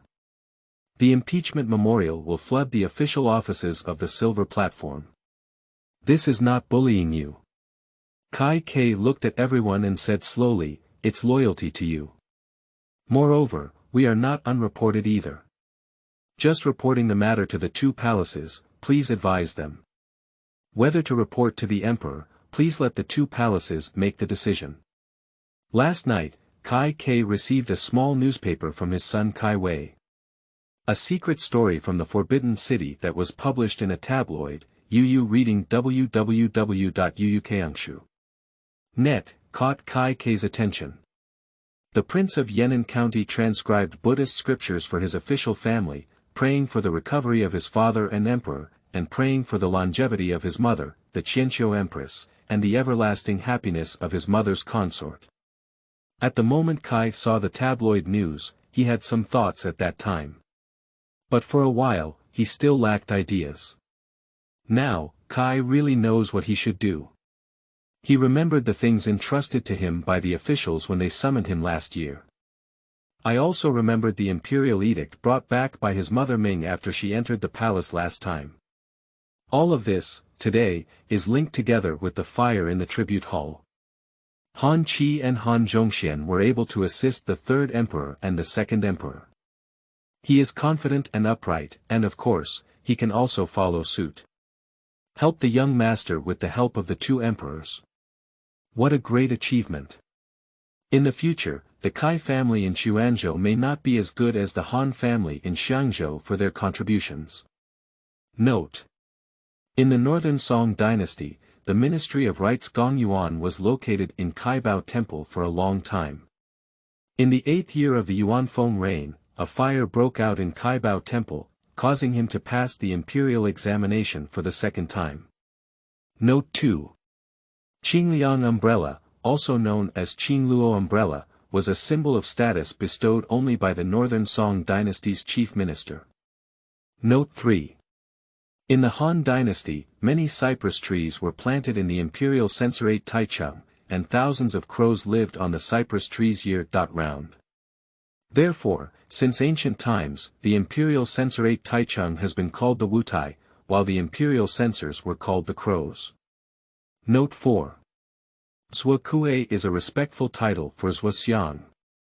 It should be noted that Wang Gui referred to Kai Ke as the right assistant at this time, which actually implies contempt.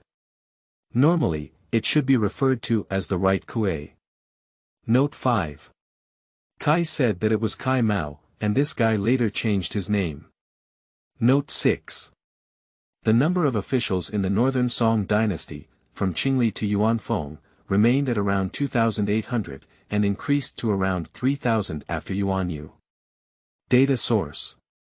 Economic Yearbook of Shifeng in the Northern Song dynasty. Chapter 10. The Emperor. You are listening at Novel Full.audio. Funing Hall. The bedridden Emperor Zhao Su has already woken up. He was extremely weak, and his face turned pale as paper.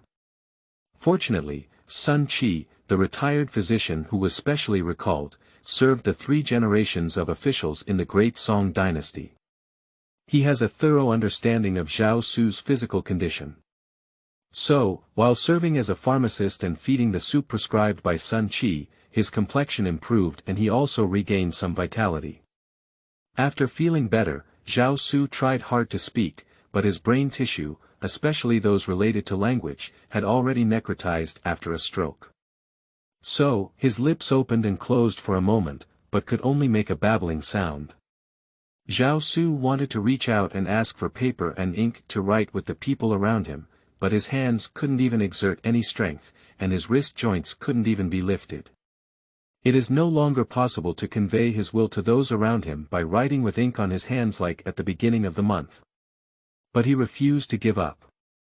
Not even willing to admit this fact. Still working hard, wanting to put in more effort.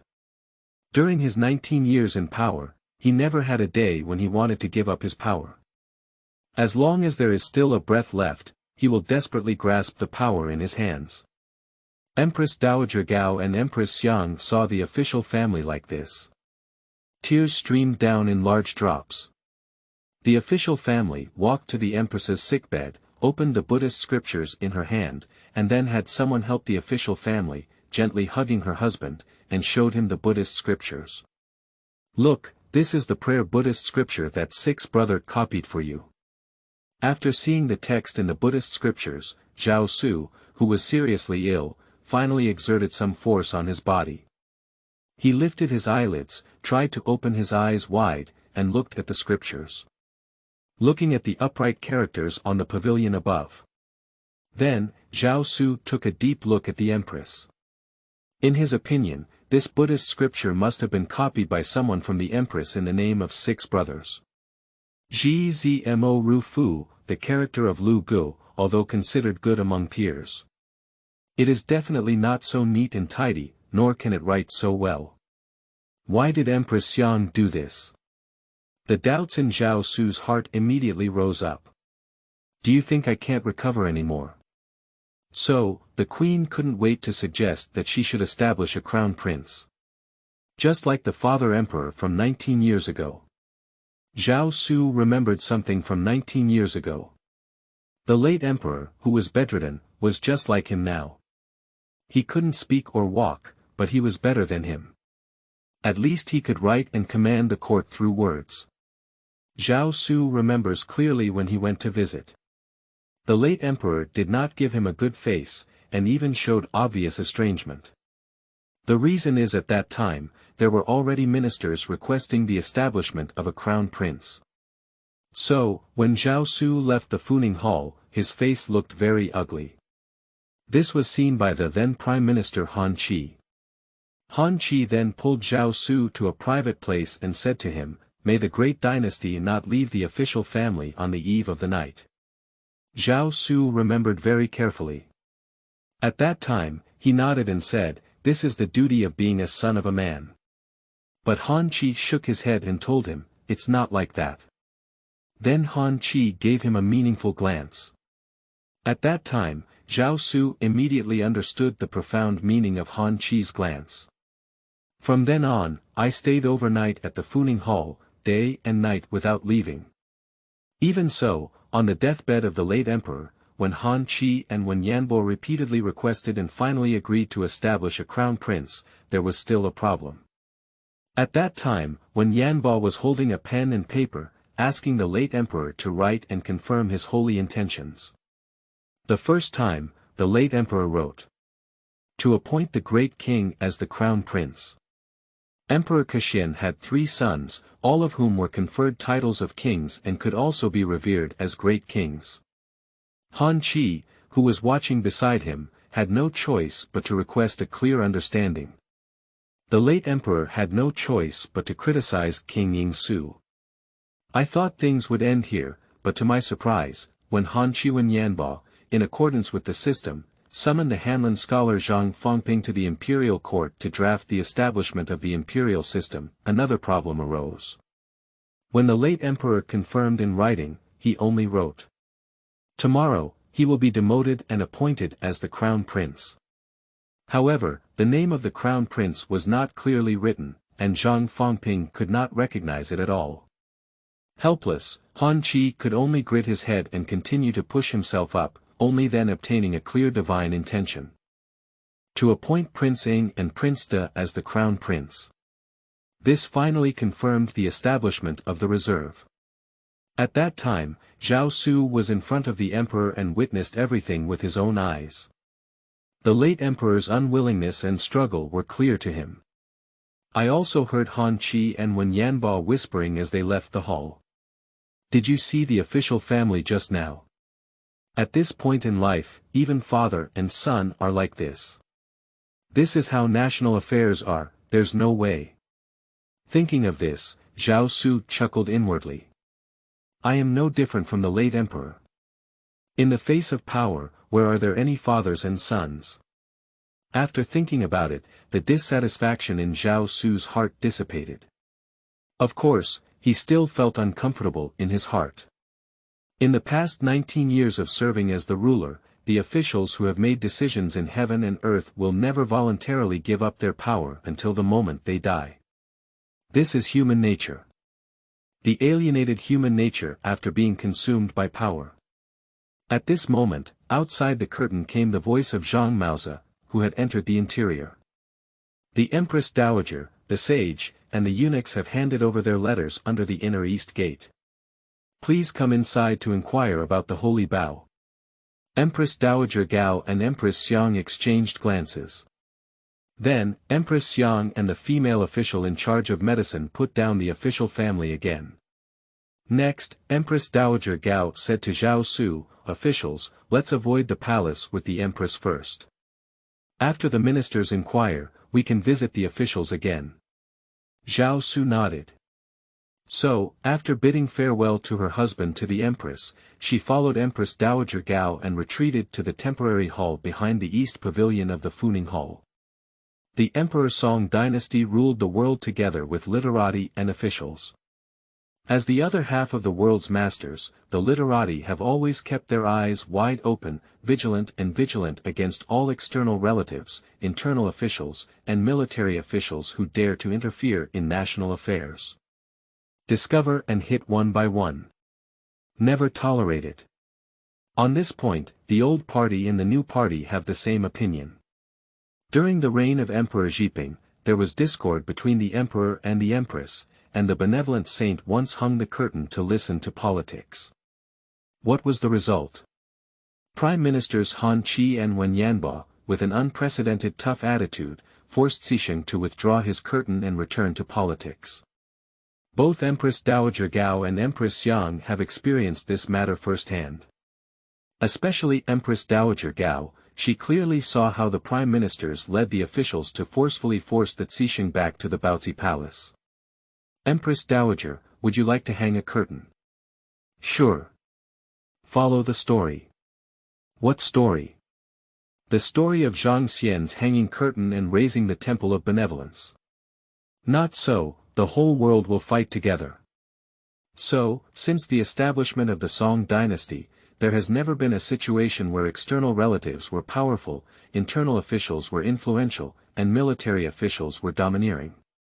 The literati and scholars tamed all these arrogant and invincible forces of the Han and Tang dynasties. With the remarkable military achievements made by his inner minister Qin Han, it is not enough to make the courtiers nod and give him the title of a full military governor. With the achievements of the military general Di Qing, he is still unable to protect his beloved general in front of the officials. Except for Empress Zhang Xianming and Empress Su, with such a special exception, no one has ever been able to take power away from the emperor during the many years since the founding of the Song dynasty. However, Zhang Xianming was able to wield great power and relied on the young emperor's impetuosity, unable to exercise political power. Therefore, in the name of his mother, he hung the curtain to listen to politics, replacing the young emperor and exercising monarchy. So, as the Renmiao gradually grew, the voices of both inside and outside the court demanding Zhang Xian to withdraw his curtains and return to politics could not be suppressed. As Empress Dowager Gao approached the entrance of the temporary palace, she suddenly turned around and asked the Empress, "I heard that the Empress Dowager Wu was seriously ill and had a high fever last night." Thanks to the Empress Dowager's orders and the Imperial City Department, she ordered her retainer Lu Weijian to stay outside the Empress Dowager's pavilion and wait for orders at any time. This allowed the imperial physician Qian Yi to enter the palace as quickly as possible and administer medicine to the princess. This bride was invited by the sixth brother and had no choice but to undergo a coup. The Empress Dowager respectfully apologized to Empress Dowager Gao. For a moment of negligence, she did not ask the Empress Dowager for an order, but it was the bride's fault. A moment of negligence. Empress Dowager Gao doesn't believe it very much. However, the Xiang family of the Empress Dowager and the Gao family of Empress Dowager Gao, as well as the Chao family of the late Empress Cixing Guangxian, have been friendly and intermarried with each other for generations since the Xunmiao temple. Otherwise, Cixing wouldn't have chosen the Empress back then. So, Empress Dowager Gao did not care about this matter either. She only wants an attitude towards the queen. So Empress Dowager Gao stood up and said to the Empress did the right thing. Now that the official family is bedridden with illness and old age, all other matters, such as the crown prince and princess, can only rely on the Empress to take care of them. In the future, if there are similar incidents, the Empress will have the authority to take control of the 6 palaces and take disciplinary action on her own. There is no need to ask for orders from the elder anymore. The alarm bell in the heart of the Empress suddenly rang. As the queen, she is well aware that there is never free food in this world. Now, Empress Dowager Gao has given her the authority to oversee the affairs of the 6 palaces. Using the power of the 6 palaces to exchange for her non-interference in external affairs. In the past, Xiang Empress did not even want the name of Quan Shi Lu Gong. But now thinking about Brother 6, the situation when he was holding himself yesterday. Xiang Empress was like a mother leopard guarding her cubs, lifting her head and facing her aunt directly. "I have learned that Empress Dowager," replied the Empress calmly. "Is there anything that happens when my aunt is in the hall and my mistress is inside?" The bride now only thinks about praying for the blessings of the gods and Buddhas, for the official family to recover soon, and for her 6th brother to grow up healthy. Apart from this, there is no other thought. Empress Dowager Gao looked at Empress Xiang in front of her, and finally sighed at the expression of the daughter of the Xiang family. Since that's the case, then the Empress will have a good time raising Brother 6. The bride follows the will of the Empress.